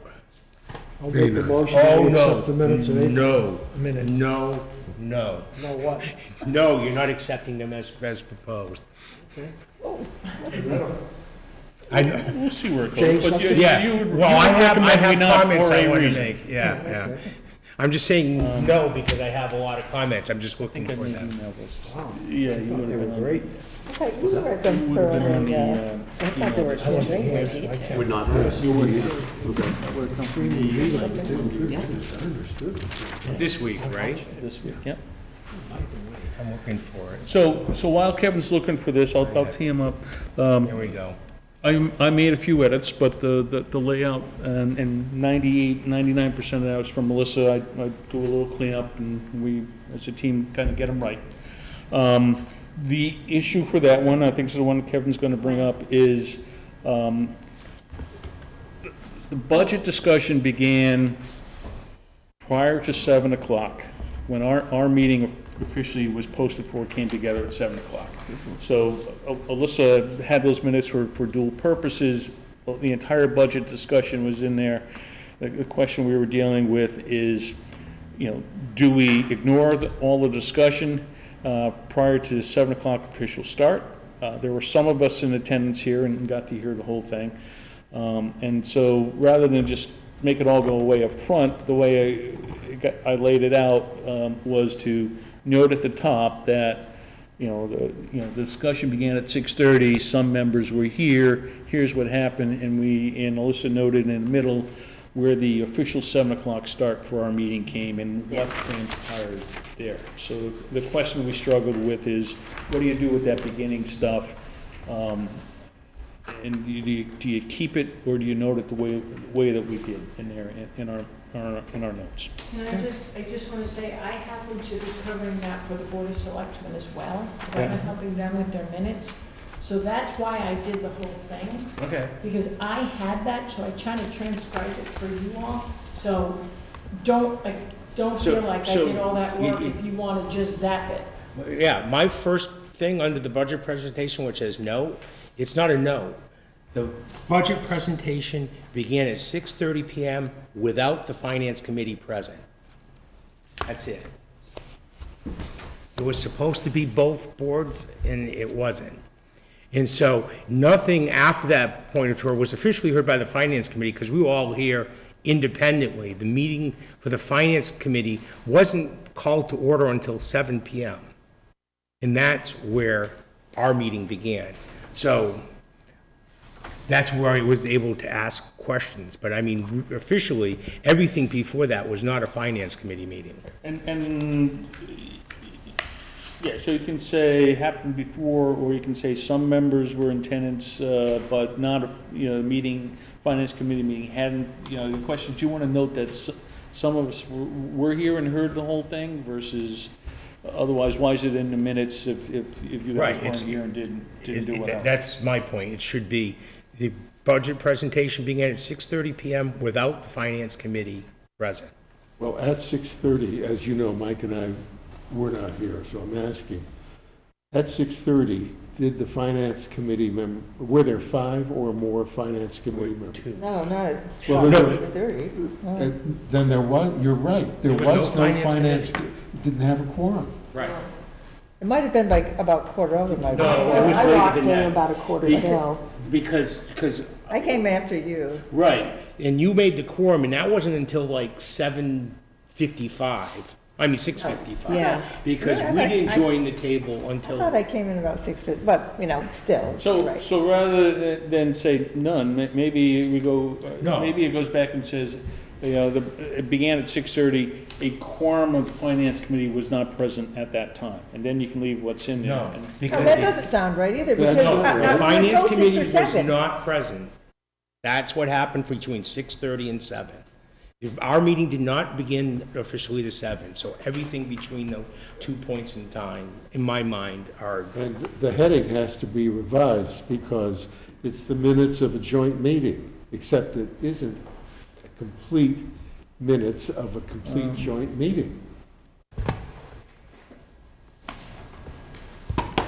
It would be, it's. Couldn't be a joint meeting because the finance committee didn't have Yeah, five. I would delete that. I would just call it Sturbridge Finance Committee minutes. And then, in the minutes, we note who's present, who's not, and then we happen to have Board of Selectmen members in there, and that's Yeah. how we pick those up. Yeah. You know, there is a solution, which is to temporarily take 6:30 to 7, put it to the sideline, do minutes from 7 on. At the end of those, there's an adjournment at a time, whoever moved and seconded, list the vote, and then say, prior to the meeting whose minutes are set forth above, there was a discussion during which only 2 members of the Finance Committee, and then you can take the same information, basically do it reverse. That's the only way I think it can be explicit toward your point. We're not authorized to give minutes for any other body. We give our own. Then there was a caboose that came first. I'm still, I don't know how to make the motion, is literally, the budget meeting, the theoretical joint presentation began at 6:30 without the finance committee present, and our meeting was called to order at 7, like it was posted. It was posted to begin at 7.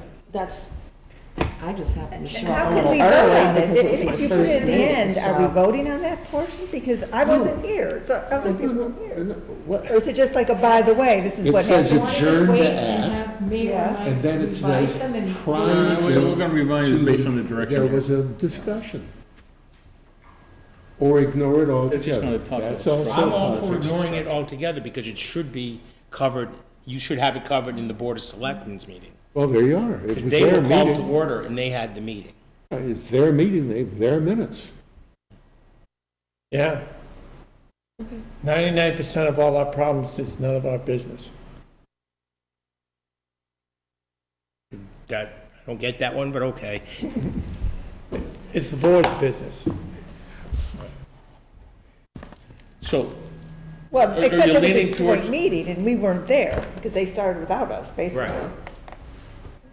What, wasn't it supposed to be, they were gonna start the presentation at 7 when we were They, yeah, here? they had other things on their agenda On their first. agenda and they skipped them all. They just didn't do them. Or maybe they did them later, I don't know. No, they skipped them all. So if They- we're going- When they adjourned before we did.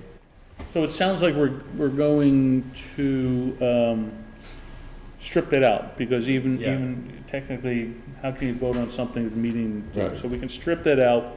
The minutes will start with, at 7 PM, you call the meeting to order. You should probably put, because then it gets real short from that point, right? I'm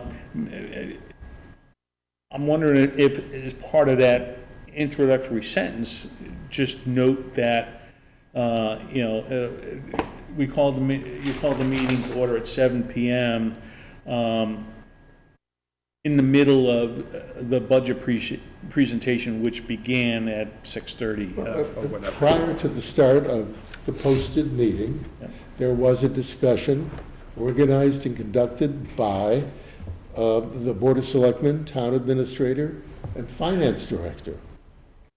Okay, so I'm gonna strike 6:30 to 7. Then I'm gonna start with 7 o'clock call to order, and then there's a note, budget presentation was in progress. Yeah. So I'll just say, call to order at 7 PM, whatever, and I'll say the budget presentation by Robin was already in progress, and Finance Committee, engaged at this point in the presentation. Yeah, interested parties are referred to the minutes of this date issued by the Board of Selectmen. Yeah. So, let's edit them up, send them back out, and we'll reconsider them. All right. Okay. But it really needs to reflect that we weren't present for it.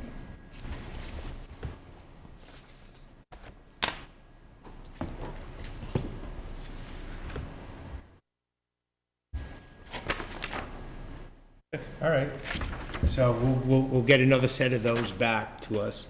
All right, new business? I'll move this to next week. All right, no new business, old business. Public access, we've kind of already had. So then, wow, I'll take a motion to adjourn. I will make that motion. Have a second? Happy? Oh, okay. I think Chris got in there first. We'll give him his first as an adjournment. There we go, at 9:39 PM. All those in favor? That's 8-0. Great. It was meant to be a